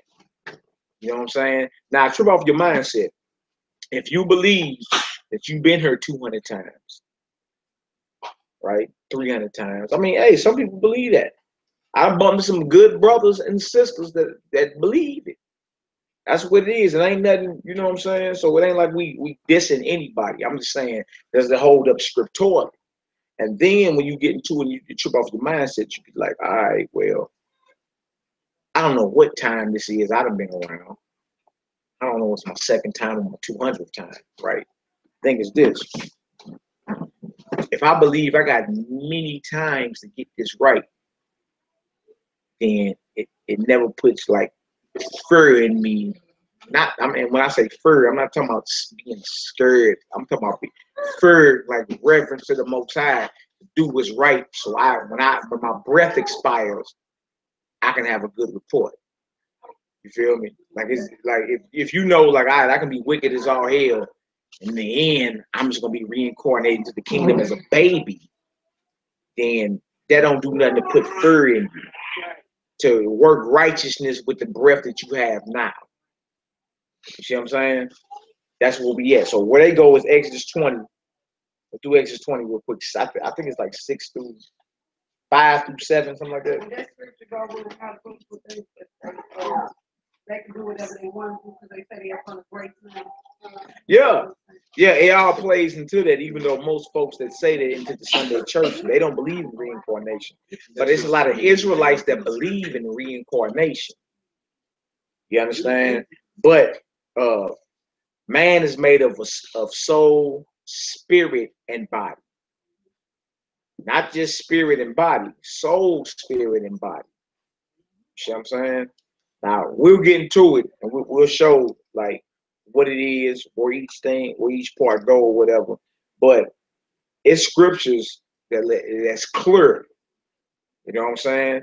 Like, the Messiah was resurrected. See, when you play in the reincarnation, you would have to say the Messiah is walking the earth today. He died, didn't he? Well, that means he was reincarnated. You see what I'm saying? And then the people that claim they're reincarnated, like a lot of them cats that was claiming they was prophets of old. You know what I'm saying? Same brother said he was David, but then said he was Moses. Well, hold on. David was the Judite. Moses was a Levite. Now you tribe hopping. Some ain't adding up. You know what I'm saying? So you got to be real careful. Are we saying the spirit of ancient men can't dwell on you? Of course we ain't saying that. You could have the ancient spirit of Esther dwelling on you. But are you the soul of Esther? That's what it comes down to. You know what I'm saying? That brother can have the ancient spirit of David residing on him. But is he the soul of David? Is that David? You see what I'm saying? So we ain't denying that. A little bit more on how you saying that, like that spirit of David. Yeah, we'll get into that when we go to Luke 1. Luke 1 goes down. We first go to Exodus 20 and show what they try to claim it's the third, fourth. I think it's like 5 through 7, something like that. Exodus 25. I believe so. What did it say? 25. No, 20 and 5. Or 4 through something like that. The third and fourth generation. yeah, it's Exodus 5. Exodus 20 and 5? Yeah, 25. Exodus chapter 20, verse 5. This is where they go to say it's reincarnation. Go ahead. Thou shalt not bow down thyself to them, nor serve them, for I am the Lord thy God. I am a jealous God, visiting the iniquities of the father upon the children unto the third and fourth generation of them that hate. So I visit the iniquity of the fathers on the children to the third and fourth generation of them that hate me. Because as you raise your children to be rebellious like you. So if you raise your children to go against the Most High, they're going to have their children, they're going to go against the Most High. So it's the same judgment that come down. They take that to say, you're your great-grandmother. You your great-grandfather. Out of it is. It is. It sounds crazy, don't it? Yeah. All right, but look, when we get this Hebrews, That's right in the Ten Commandments. yeah, when we get that Hebrews 9:27, that's where we're going next. It's really gonna sound crazy because from her, you're gonna have to backpedal and figure out like how does this fit into play. All right, Hebrews 9:27 is where we're going next. Hebrews 9:27-28. The book of Hebrews. Yeah. Chapter 9, verse 27. Now, trip about this. If you knew that you had one, trip about this. You got a gun. You got a gun, right? You got one bullet in that deal. One shot. You feel me? Your whole mindset gonna be, I can't miss. I got one shot to hit. I can't miss. So the whole time, before you even pull the trigger, you're gonna be perfecting your craft, perfecting your aim. The whole time. Because you only got one bullet. And with that one slug, I can't miss. Right? Now, if you know you had a 100-round drum, man, you know, you come over here and spray crazy. Ain't worried about who get hit. Everybody gonna get hit. But if you got one shot, right? And that's what this life is for us. It's one shot. You got between your first breath and your last breath to make it count. That puts a whole nother mindset on you. You know what I'm saying? You approach the scripture, you approach God with more reverence than I got about 200 times. You know, get this thing right. I ain't even tripping. Whatever.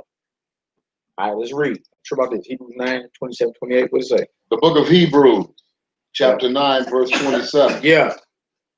And as it is appointed unto men once to die. No, twice to die. Once to die. 200 times to die. Once to die. Uh-huh. But after this, the judgment. It's appointed unto man once to die. After you die, it's the judgment. You can't even play around. Now, it's people that teach the Bible that teach reincarnation. They never touch this scripture right here, because every script that they then took out of context will come tumbling down. You feel me? That's direct right there. You don't need no fancy nothing to interpret it. That wants to die, judgment comes. Let them finish. I'm coming to you, my bro. Go ahead.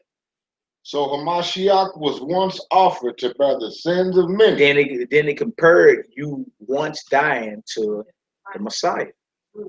Say so also, or so was Hamashiach Christ. He was offered once. Because you got some men say Christ came here 5 times. It was Adam, it was Isaac, it was Solomon, it was Melchizedek, and the last thing he was Christ. He was reincarnated 5 times. That verse there right there? So Hamashiach was once offered to bear the sins of many. Once offered. Go ahead. And unto them that look for him shall he appear the second time. The 6th time. The second time. The 5th time. The second time without sin unto salvation. You see that? So he came once as the suffering lamb. Those that look for him he will appear the second time as the conquering lion. You see? So that's it's kind of hard to duck if you were saying that it's a whole bunch of manifestations. Again, we ain't saying the spirit of other brothers can't rest on you, right? But that ain't you. You feel me? Just like the spirit of Christ can rest on brothers. You feel me? But are you who Christ today? If you was to claim reincarnation, that means a Negro walking around today is Christ somewhere. You see what I'm saying? And it's a Negro in New York right now claiming he the Holy Spirit. You see, that's what breeds, that doctrine breeds men to step up and say, well, hold on, he said he was Peter, and Rodney said he was David, and, you know, Tootie said she was Esther, and Ursula said she was Judah. Hell, ain't nobody claimed the Holy Spirit. I'm the Holy Spirit. Nobody claimed the stable queen. Yeah, ain't nobody claimed the dung barrel. clean up horse droppings. He ain't reincarnated. Everybody's reincarnated is something special. Nobody's the man that had to clean up horse dung. That's where you know something is going on. My brother Avo, what's going on here, bro? Yeah, I can say I've been studying Reincarnation. I see it a little bit. My question about this scripture, what about Lazarus?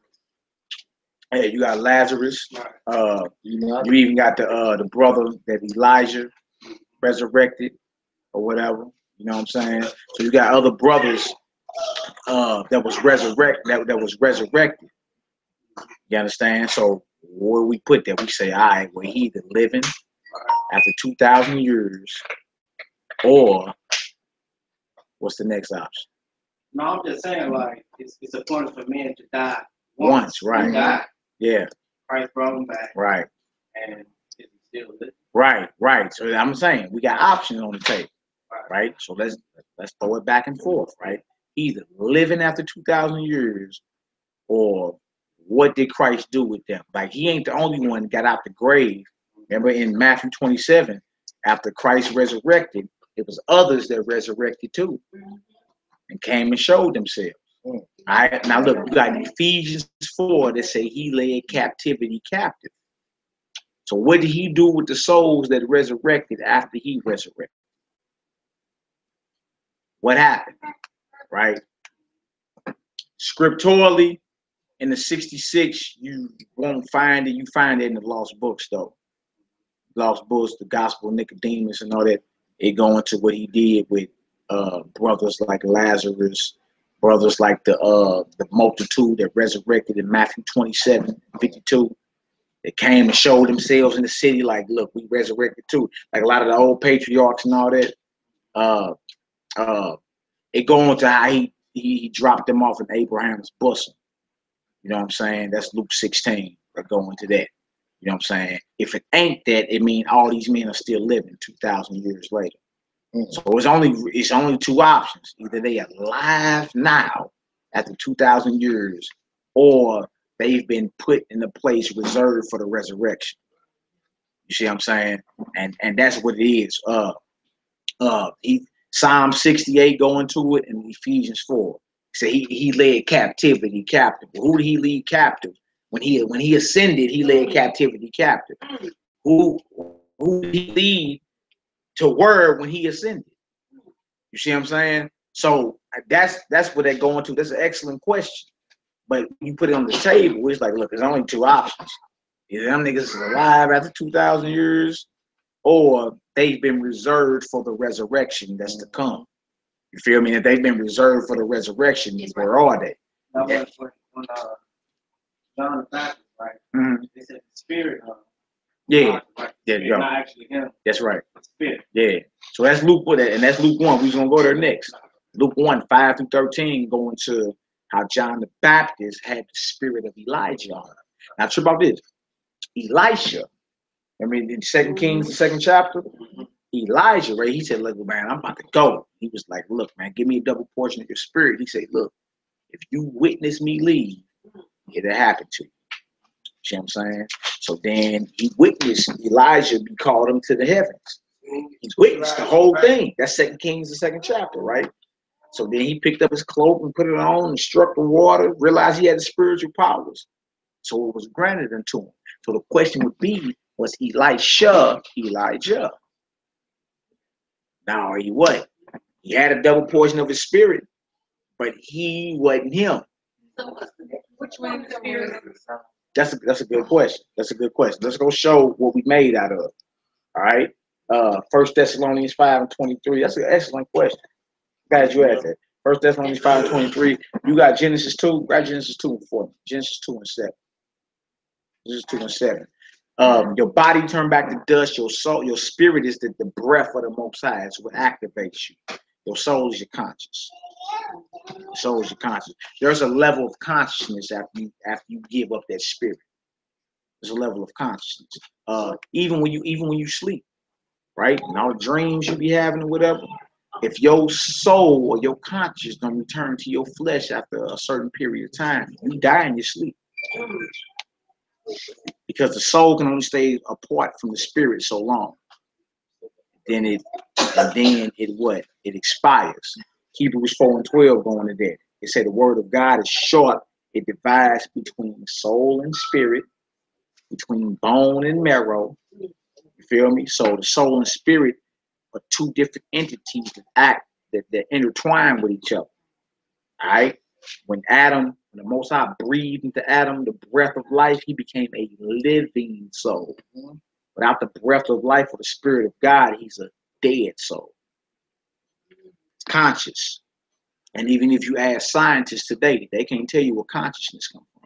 So if you have a spirit of a person, what does that mean? That's the very what animated them, like with David, how he killed Goliath, or Elijah, how he called down them fires out of heaven or whatever. Like what animated him, that very power that had him rock how he rocked is residing on you. That's what it is. It ain't the soul of Elijah, it's the spirit of Elijah. It's what the Most High. So when the spirit expires, it goes back to the Most High, and he give it back, he recycle it back out. How he seen fit. Right? But not the soul. Soul don't transmit. The spirit lives on with the soul. Yeah, the spirit is eternal. Spirit is eternal. And the soul lives on, but it's in a different dimension. It don't return back to this. Right. It don't come back to this plane of existence. You see what I'm saying? Like it's either you got your soul for where we at now, and then state of the dead, state of the departed. You know what I'm saying? If you've been wicked all your life, you don't rest in peace. Your conscious, your soul don't rest in peace. You get tormented. If you've been righteous, you get to rest with the righteous forefathers. Your mind, your spirit, not your mind, your mind and your conscience get to rest until resurrection. And as we go, we're going to get into it. There's a resurrection coming. It's as simple as when you go to sleep at night and then you wake up. Sleep is the cousin of what? Right. So when you wake up in the morning, ain't you reminded of death? Stiff. Your breath smell like 10 levels of hell. You got boogers all around your eyes. What's the boogers around your eyes called? What's all that? Sleep. But what is it? What's the technical term for it? What's the technical term? Rigor mortis. That's what form around dead people. You almost die every night you go to sleep. You die every night you go to sleep. You feel me? And unless the Most High allowed your soul to return to your flesh, that's what happened. You die. You feel me? So you got all the elements of you dying when you wake up. Your bones be popping like firecrackers. You stiff. Your breath smell like death. And you got rigor mortis. But form around dead people, eyes and all that are in your eyes. So the resurrection is reminded of the resurrection every morning you wake up. You return from the dead every morning you wake up. You feel me? So it's the same with the grave. When you go to sleep and get laid in the grave, whatever, there's a resurrection coming. That's what happened with Christ, the Messiah. He was resurrected out the grave. You see what I'm saying? And he's the first of many brethren. That's what's coming. Resurrection. Either resurrection to good or resurrection to damnation. Right? That's why it's important for us to work righteousness now. Because once you die, sister talked about the pseudepigrapha. We may be able to get some of that while we're here. But the sister talked about that pseudepigrapha, the state of the departed. And they go into vivid detail of what happened once you die. For the righteous and for the wicked.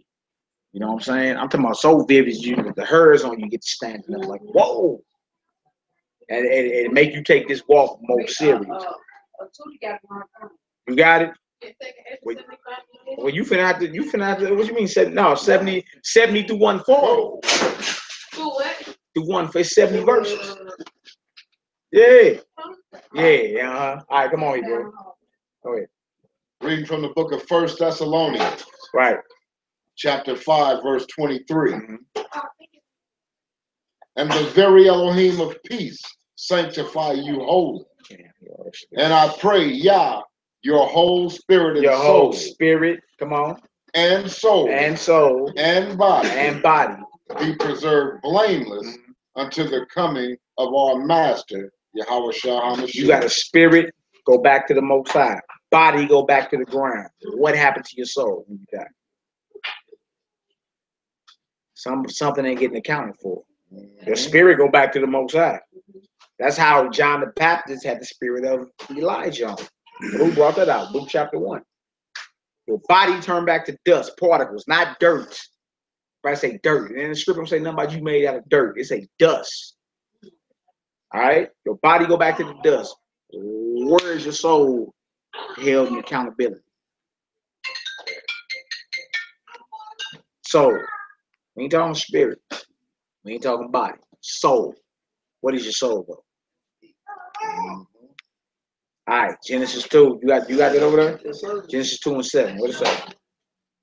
Genesis 2 and 7. Yeah.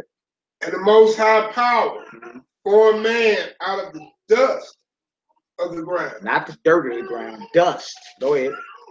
And breathed into his nostrils the breath of life. And man became a living soul. Man became a living soul. So when man receives the Spirit of God, he becomes living. His soul becomes living. His mind becomes active, his conscious. Without the breath of life, you're considered a dead soul.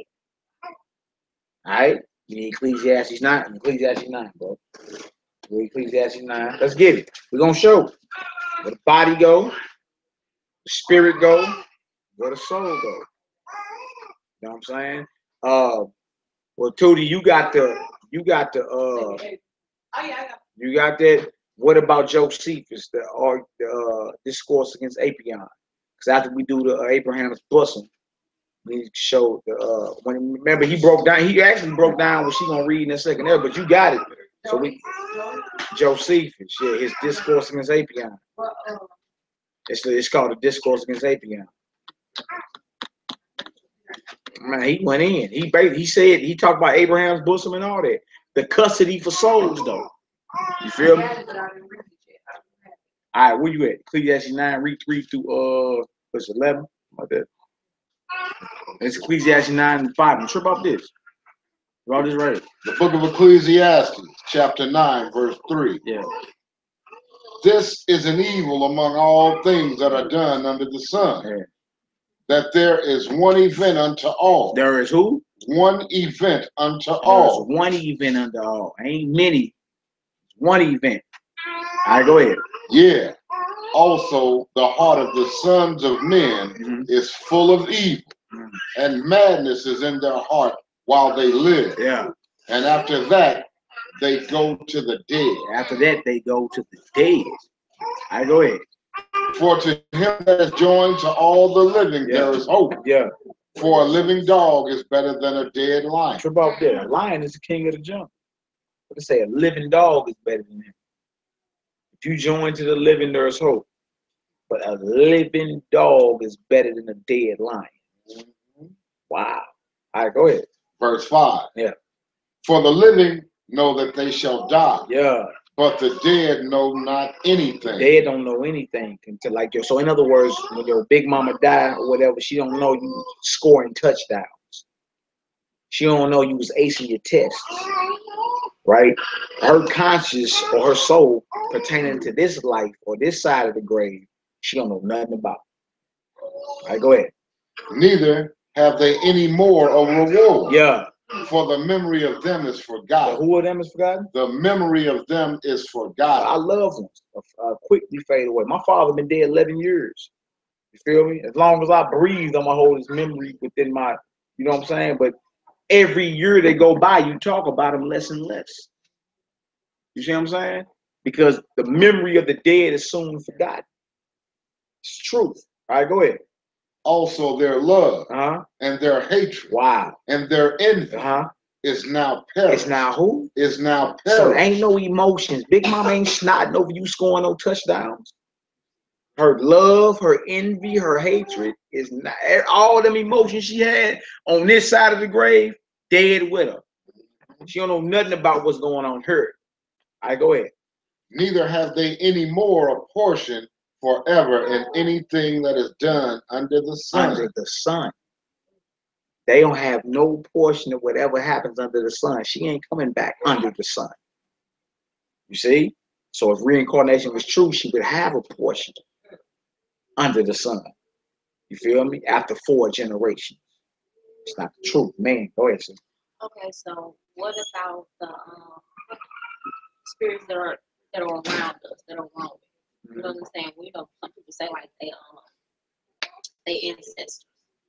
So if they don't have a knowledge of what's going on, how do they know it's true? So you said people say? Yeah, I mean, but even when he had who was it? Was it Saul that brought who was it they had brought Yeah, Saul went to a witch of Endor and who he brought with back? Samuel. And Samuel said, "What is you awakening me from my sleep for?" But he did know. Yeah. You see what I'm saying? That- But he yeah, didn't yeah. know what was going on. But he's like, what you waking me? You don't supposed to be doing that. But he's like, but Yeah. he didn't know. Yeah, but he waked him from his sleep and he told him like flat out, like, you tripping. What you seeking, you ain't even supposed to be knowing. You know what the Lord prophesied through my mouth while I was living. While I was living, I prophesied to you. The kingdom, you finna lose the kingdom. But you see what I'm Yeah. that's where I'm going. Where he said, I know what you're saying. No. Yeah. He did know. But he did an illegal act. He did something that was unlawful against God. You see what I'm saying? And look, Samuel didn't tell him nothing that he didn't tell him while he was living. He didn't tell him like, what he told him was the same exact thing. Like, look, you going down for your wickedness. You were supposed to be obedient to God in 1 Samuel, the 15th chapter. You what? Right? What is you waking me up for? You think you finna get told something different? See? Wasn't nothing different. He just let it know, like, look, you tripped by waking me up.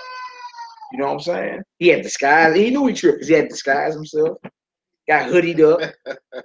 Went to a soothsayer, a witch, which was against God. You ain't even supposed to be doing that. But because he needed an answer, and the answer he got wasn't nothing. It wasn't nothing new. It was the same exact thing that he told him while he was living. Okay, so when they say, like, this is all different types of spirits. Every spirit is not bad. So what does they go with that? The good spirits are the spirits of the Most High. You got angels out here sent by the Most High.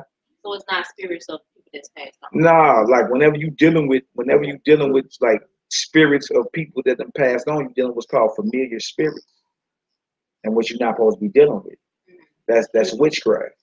No, not like people that say they got a haunted house, and they be like, oh, you know what I'm saying? Well, this happened and that happened, or they see the person and whatnot, and there actually be like an image, just like his own we have read in Job. Like I couldn't make out, but you know what I'm saying, like the exact thing, but I knew it was something that had gone. Yeah. So what right, about that? Right. Them not your ancestors, right? No, I just did. But I'm just saying. Yeah, but that was in his vision. For those people that just roaming around, spirits is wrong. No, like that was him dealing with his vision and his dreams. So he was like, when deep sleep falls upon man. I gave that to give an example. Like people that they have shows and say don't want to house. You understand? But some people say the spirits stuff be moving and all this, and they don't do anything to the actual person. Yeah. So that's why I said like all of them are not bad. So is it something in the script where it says pertaining to that? Well, you got spirits that are left over after the flood. You dealing with the sons of God, daughters of men, fallen angels, and all that. Book of Enoch talk about that. Yeah. So the spirits that tempt you to do evil, that's what they are. The demonic spirits, quote unquote, that's what they are. Anything to deceive you in any way, anything to have you like, damn, ghosts, Casper, all those are demonic spirits, even if it seems, quote unquote, innocent. You see what I'm saying? Like all those are what's called demonic spirits, or spirits left over after the flood. You got Enoch and you got Jubilees that go into that. You know what I'm saying? Like the spirits of the so-called giants didn't die. Their bodies died, but their spirits didn't die. No spirits. So you saying basically, if it's not a spirit of the Most High, it is evil. Yeah, and just because it doesn't present itself to be evil. There you go. Now, how do you know if it's a spirit of the Most High now? How you know? First of all, the Most High, I don't think he's going to spare you, and I don't think he's going to do anything to cause you harm. What is the spirit? What is the spirit there to do? Is there to do what? Shoot the breeze with you? What's up, man? Got some of them that just strictly wreak havoc. Right. Like, when people house where they come, they knock all this down. You don't see it. You know what I'm saying? But they just cause them. All right. So they dare to do what? Bring what? A message? No. Oh yeah, That yeah. ain't no purpose. That's a message. Yeah, or something? yeah, evil message. Yeah. All right. So if it's an evil message, is that other Most So it High? won't be like I deja don't vu think though. it. I mean, I don't think it's most high at all. Right. So I'm saying so. So you can discern. That's all I'm saying. Yeah, but I ain't. Don't get me wrong. Now I ain't got nothing in my house. What I'm just saying is, if you just sitting and ain't doing, you know what I'm saying, like the door. Let's just say the door open by itself. We just sitting there having a conversation. Yeah, the door open by yeah. itself. It ain't nothing that did anything to us. Yeah. But it's just certain little things that happen like that. All right. So what's the purpose of that doing that? Let you know it's here. All right. It let you know it's there. All right. But it's sent from somebody, either the Most High or the enemy. Right. So its purpose is not just let you know it's here. What else is its purpose? I ain't know if it's there to scare you. Then you already know who sent that spirit. If it's there to scare you, right? Or if it's of the Most High, it's there to deliver a message from the Most High to you so you can work righteousness. That's the whole point, right? It ain't no in between with these things. It's either something from the Most High so you can work righteousness, or it's of the enemy. You feel me? If it's scaring you, that's fear. False evidence appearing real. It's an acronym. False evidence appearing real. It's either there to inspire you to do righteousness, or it's there to take you off your guard so you can what? Be what they call superstitious, which is a Christian form of witchcraft. Step on a crack, break your mama's back. Knock on wood. You see what I'm saying? That's all it is. They only there for two things. It's either the spirit is there to inspire you to do righteous or inspire you to go against your God. I hate to quote that one guy that said in the song, believe in things you don't understand or you suffer. Yeah. Superstitious. Superstitious. That's Stevie Wonder. That's what I'm saying. So keep that in your mind, though, bro. It's the only two things it's there for. He said, what book? Enoch and what? That's the book of Jubilee. What is Jubilee chapter? Jubilee's book, like chapter 10, chapter 5 through 10. Read that. And you're going to see about these spirits that's been left over after the flood. You feel me? To tempt man. You know what I'm saying? To bring man away from the Most High. Right. Until I read that, I thought perfect. Yeah. Of all, but Yeah. tell you the truth, but then I read that and it was still right. Yes. Yeah. All right, where we at, bro? Who got it? We were in the book of Ecclesiastes, chapter 9 at verse 7. Says, go thy way, eat thy bread with joy, Wow, and drink thy wine with a merry heart. For Yah now accepteth thy works. So he say, look, go live your life, have your fun. Drink your wine with a merry heart, eat your bread. Most High accept your works. So he ain't let you know be here, you ain't no robot.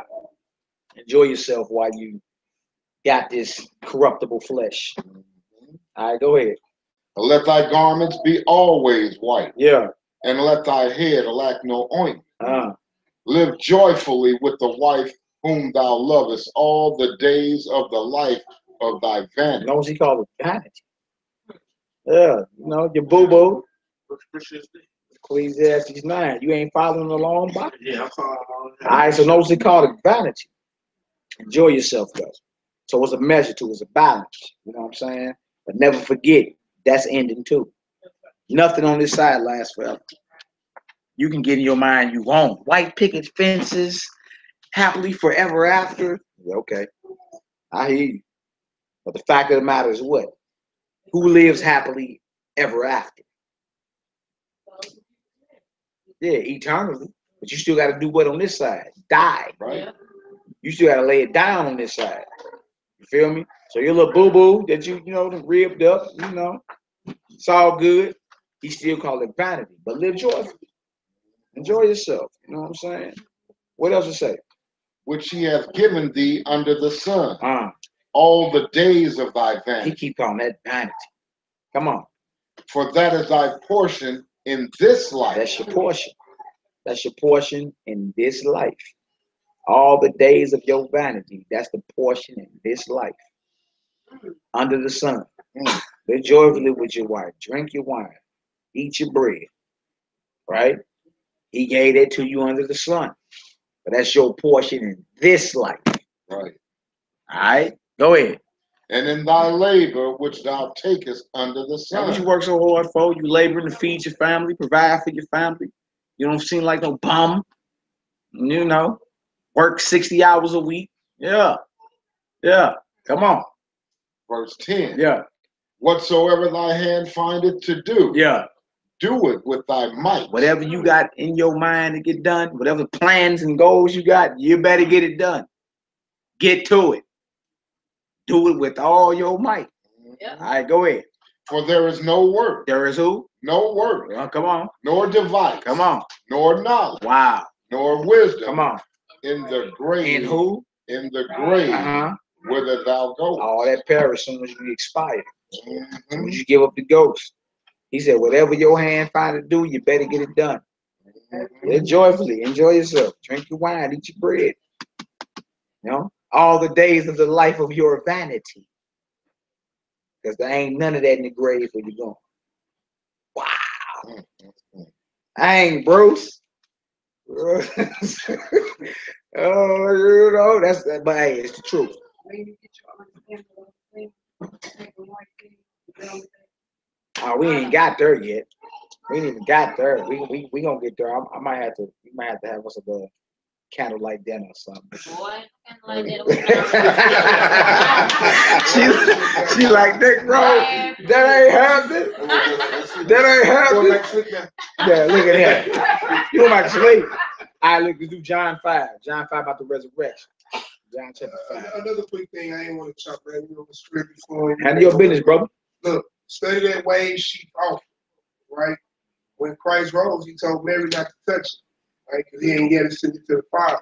So he presented those first fruits 28. to the Most High. So there was another alternative scenario that possibly played out. You see what I'm saying? Those souls that was arisen, those souls that you said, you know what I'm saying, that he brought up, those were first fruits of evidence of his power. You see what I'm saying? So he presented those. Remember, all the feasts are type and shadow of things to come. Pentecost, speaking in tongues, why? So all nations can hear the gospel in their language. I should have bought a Honda. Yeah. Jean-Claude Van Damme. He came from France. No, I thought he came from Belgium. That nigga came from France. I should have had a Honda. We came from Honda. So all I'm saying is that it's still, like you said, appointed one man died in the judgment. Really. There's two that never tasted that. You know what I'm saying? But then we also got the witnesses that will come back in Revelations, right? You know what I'm saying? And they must die. So could they be the two that translated? Come back and two witnesses.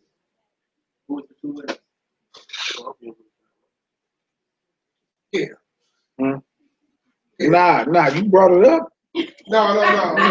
So he said Romeo must die. All right. Hey, man. Come on, man. Let's get this, bro. No, so you know, you got the two that, you know what I'm saying, Enoch, you know, and God. You got, but see, you got several breakdowns. Yeah. You know what I'm saying? Okay, I got one more thing. You got people. Yeah, you got people saying that's the nation of Israel. That's my. Yeah, people saying nation of Israel. But when you go into Revelation 11, it's kind of hard to piece it all together. You know what I'm saying? The city where our Lord was crucified. You know what I'm saying? But he was crucified here because they had him as white Jesus. It's kind of hard. To get all of us over there and kill us. All the four corners. Like we all need to be over in Jerusalem getting killed. All of us. And then you say, well, here they crucified him because he's white, but shit, you go over Russia, Jesus is black. Mm-hmm. All the Russian icons and all that. Majority of the world know Jesus is a black man. Majority of the world. You know what I'm saying? It's only over in the West. Or, you know, we got that, you know what I'm saying, that seduction or whatever. So that's the breakdown. It's either Enoch or Elijah, who never tasted death, right? Or it's the nation of Israel. And if you go into Revelations 11 and run both scenarios, you know what I'm saying? We ain't saying you right or we right. Run both scenarios. You feel me? And prophecy, you ain't got to force fit prophecy. That's the beautiful thing about it. You ain't got to force it. It's gonna force you to deal with it what it is. Right in there it say, in the same city in which our Lord was crucified. You see what I'm saying? The Messiah was crucified in Jerusalem. Well, you can say, well, that's Israel.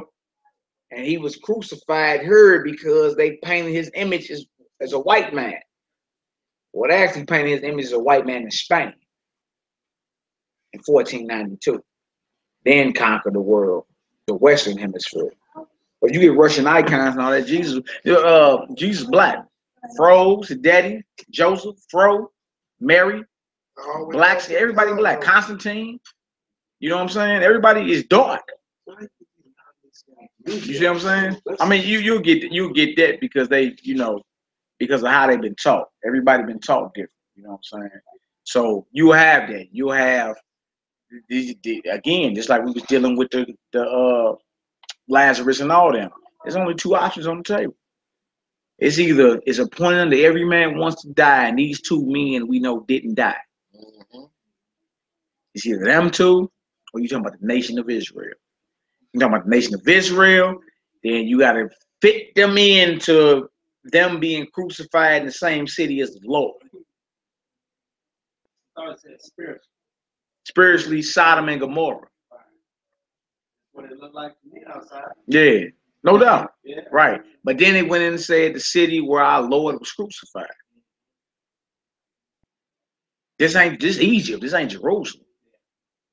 You see what I'm saying? So, I mean, some people, are heard of that, but when you get to add it down, then you got the days in there too. 1,260 days, 3.5, this and that.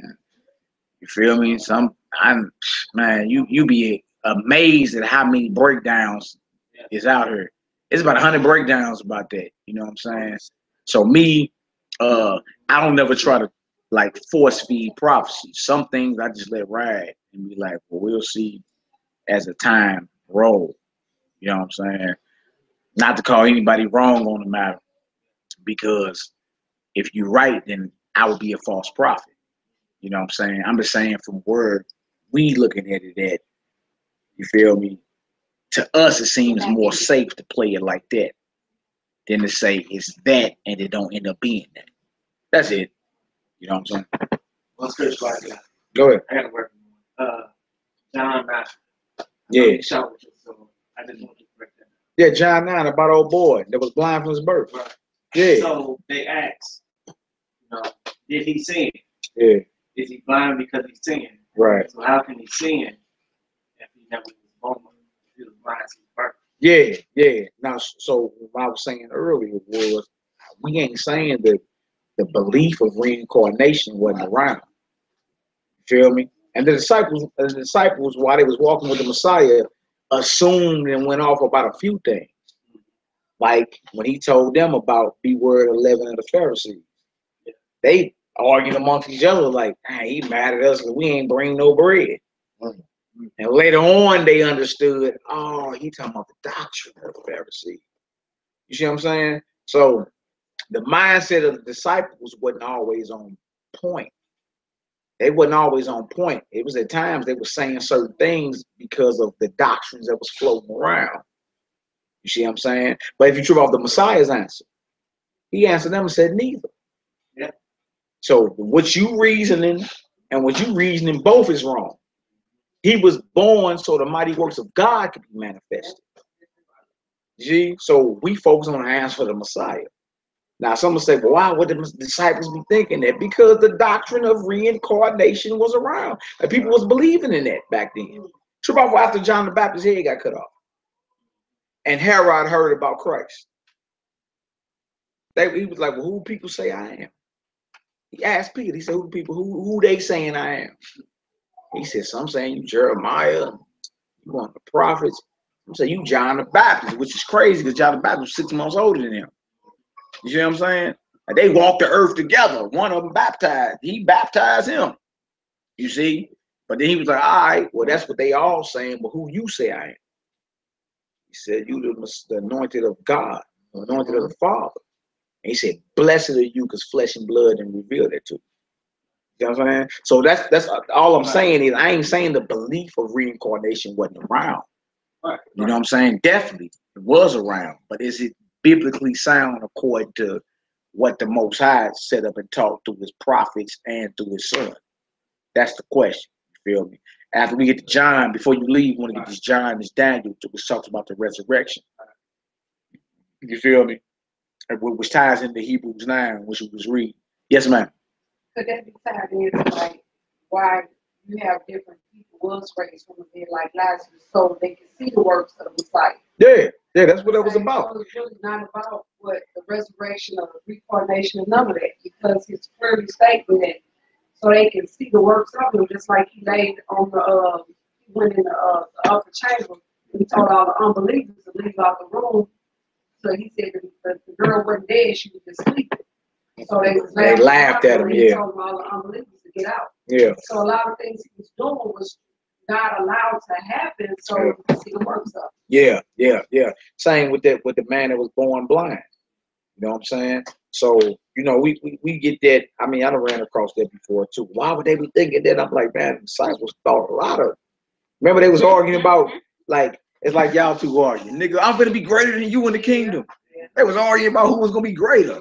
And he was like, man, look, y'all better be like servants around this deal to even be considered great. You see what I'm saying? So it's just going into the mindset of the disciples. They thought a lot of stuff. They assumed a lot of stuff, and the Messiah corrected them on a whole bunch of stuff. Like he constantly corrected their mindset. All right. But let's use John, because I just want to show about the resurrection. John 5, 28, 29, yeah. The book of John, chapter 5, verse 28. The joker crying. He's over there asleep. That little joker asleep over there. Yeah, What you over there doing, boy? What you bored or something?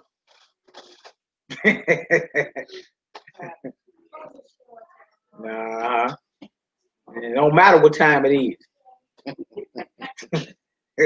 I go ahead. The book of John, chapter 5, verse 28.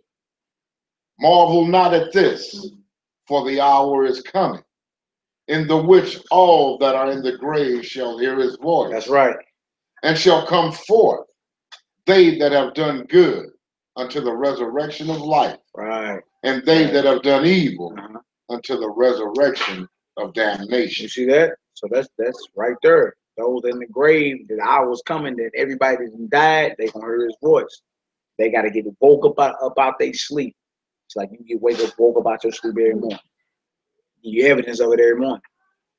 Those that have done good to the resurrection of life, and those that have done evil to the resurrection of what? Damnation. Ooh, it's a damnation. Ooh. Everybody's gonna be resurrected. It's just where you're gonna be spending your eternity at. Right. Life or damn. Now Jesus cussing. Go ahead, bro. You want 30? Oh, yeah, you ready 29 already? Yeah. I do Daniel 12. Daniel 12, 1 and 2 real quick. Yeah, Daniel 12, 1 and 2. Where you coming from? Where you was at? You back there asleep. Right. Bobo over here tripping. Where Bruce at?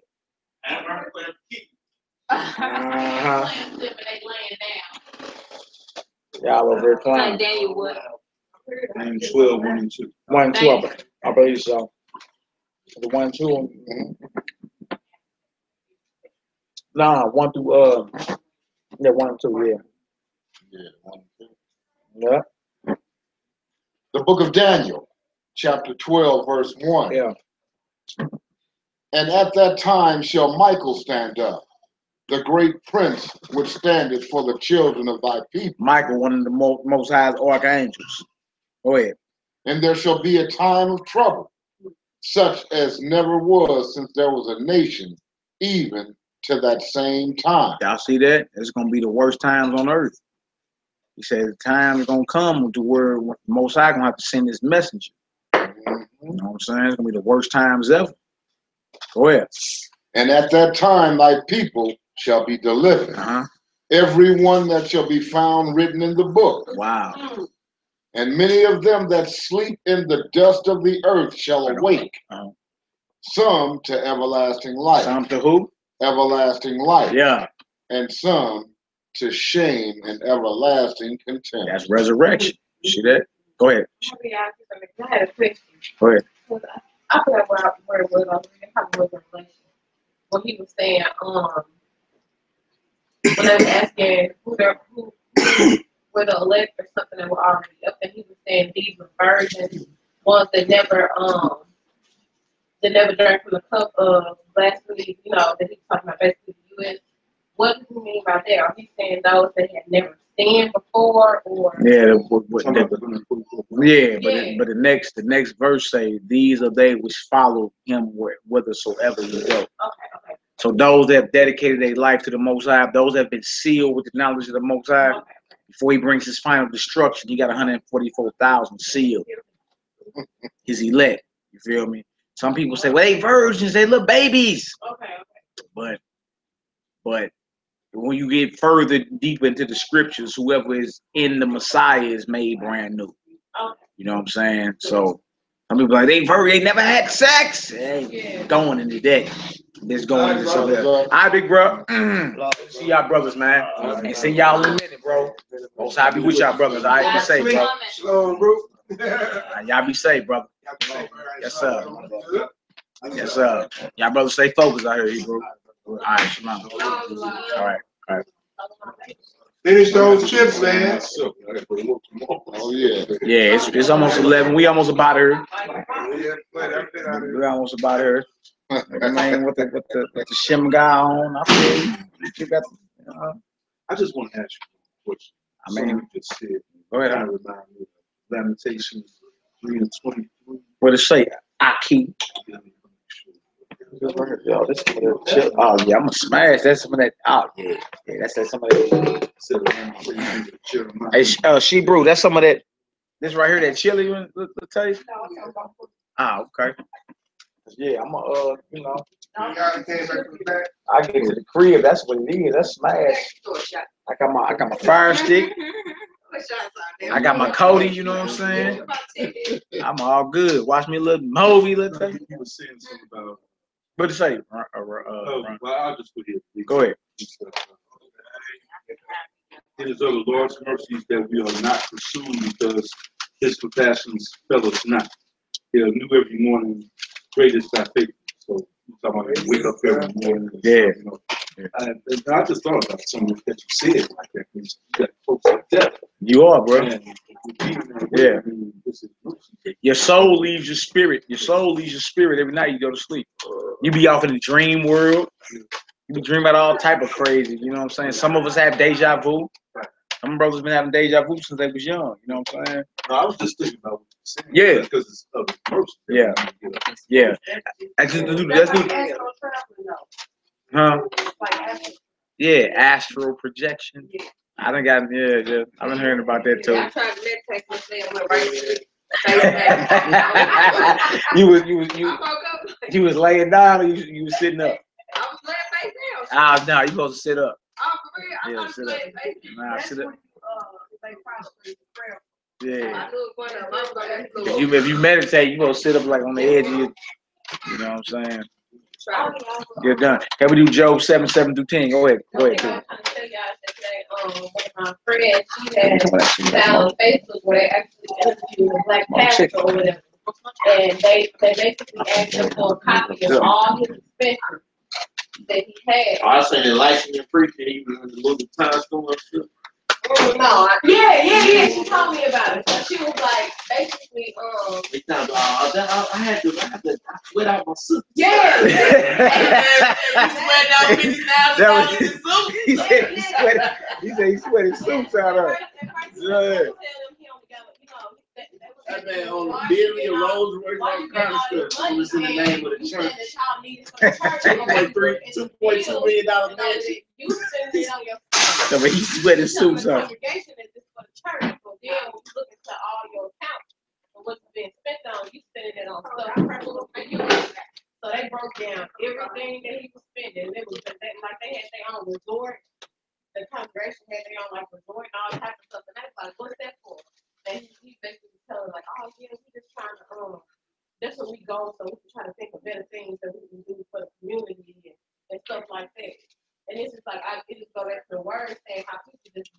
word of God to straight get game. The game on. Yeah. Close to Luke. Yeah, that's crazy. Oh no. Watch this right here. Man, I catch you when we get up out of here. Let's get this last scripture, Job 7 through 10.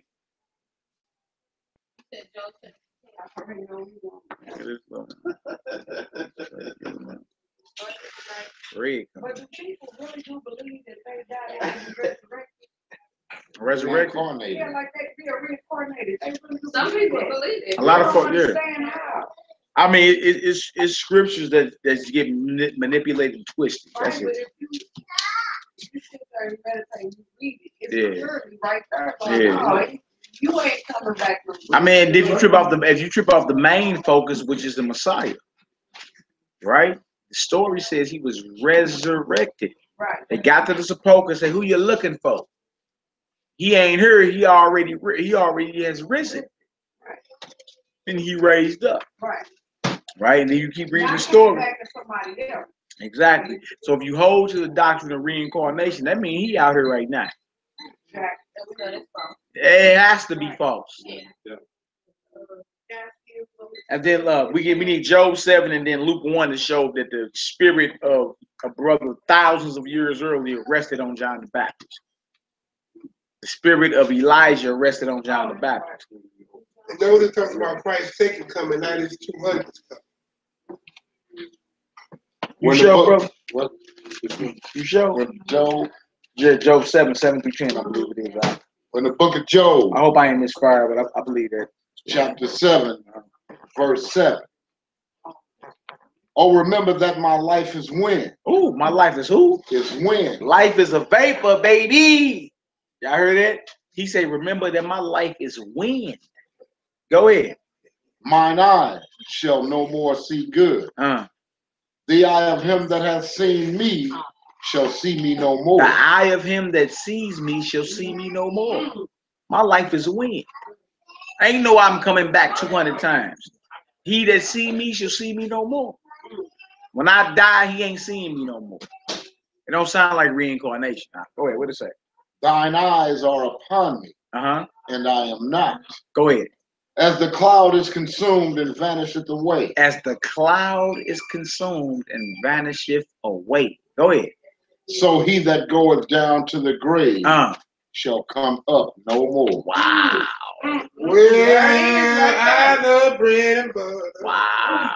I like Coke. So it ain't no him coming back many times until the resurrection. Resurrection is what it's going to be. All right, go ahead. He shall return no more to his house. He shall return no more what? To his house. Now, if you reincarnated as your great grandfather or your great grandson, you actually returning to your house. You returning to your line, your lineage. You see what I'm saying? Ariel, the house of Malachi. Like if my great grandson, if I come back as my great grandson, I'm returning back to my house. You see what I'm saying? House of Malachi Maccabee. 3 generations later, my great grandson, I died, and then he born. I'm right back, causing hell on his head. You feel me? But that would be me coming back to my house because, in the essence, you the house of your fathers. You feel me? You ain't but an extension of your forefathers before you.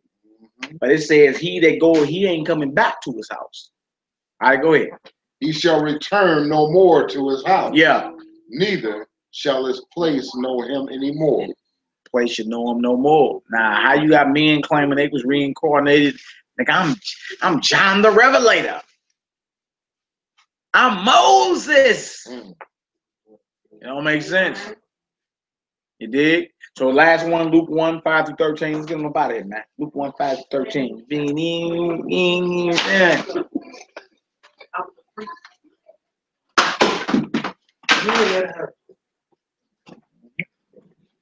You said what?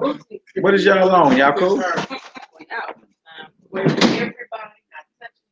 Hey. I can do no What's right. up with that?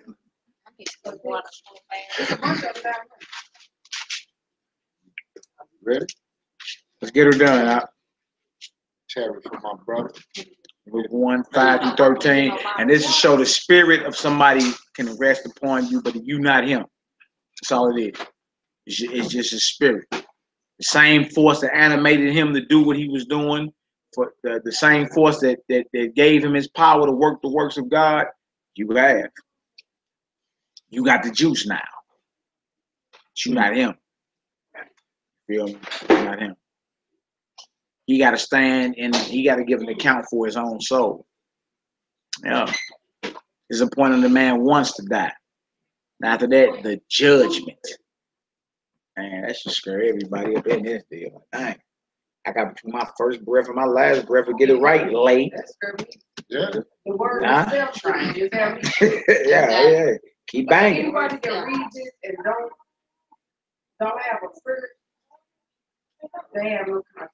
Like this, as the spirit of Antichrist. Yeah, who cannot fear God? Spirit of the Antichrist. She believes what it's saying though. I've had a couple. When them hot embers get to cracking across Oh, that they back. don't believe when it's too late. And that's what I told the girl. Ah. One point in time in your life, the sickness become a point. No, that was what's the name I asked him. He was saying he really don't believe.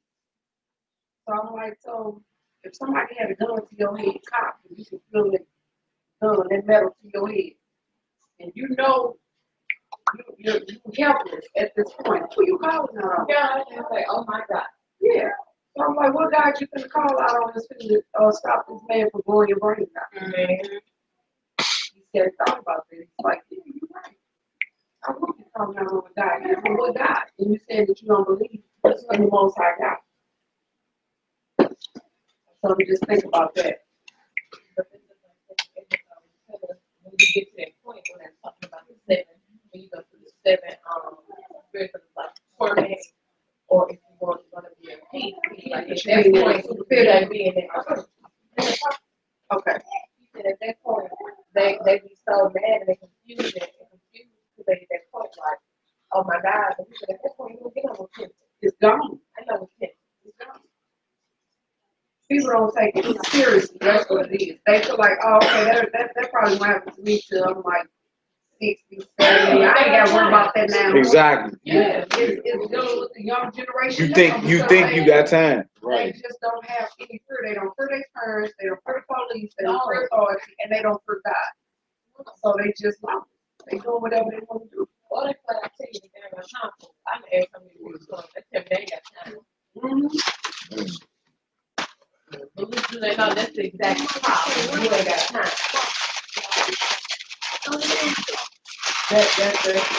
That's everything about it, that you live among a whole bunch of people that don't fear God. You want to be around anyway. Yeah, let's get it.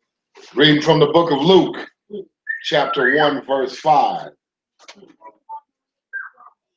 There was in the days of Herod, the king of Judea, a certain priest named Zacharias, of the course of Abia, and his wife was of the daughters of Aaron, and her name was Elizabeth. And they were both righteous before Yah, walking in all the commandments and ordinances of the Most High, blameless. And they had no child, because that Elizabeth was barren. And they both were now well stricken in years. And it came to pass that while he executed the priest's office before Yah in the order of his course, according to the custom of the priest's office, his lot was to burn incense when he went into the temple of the Most High. Straight priest. What he did, he burned incense on the golden altar of prayer. He went to the temple. All right, go ahead. And the whole multitude of the people were praying without at the time of incense. And there appeared unto him an angel of the Most High, standing on the right side of the altar of incense. And when Zacharias saw him, he was troubled, and fear fell upon him.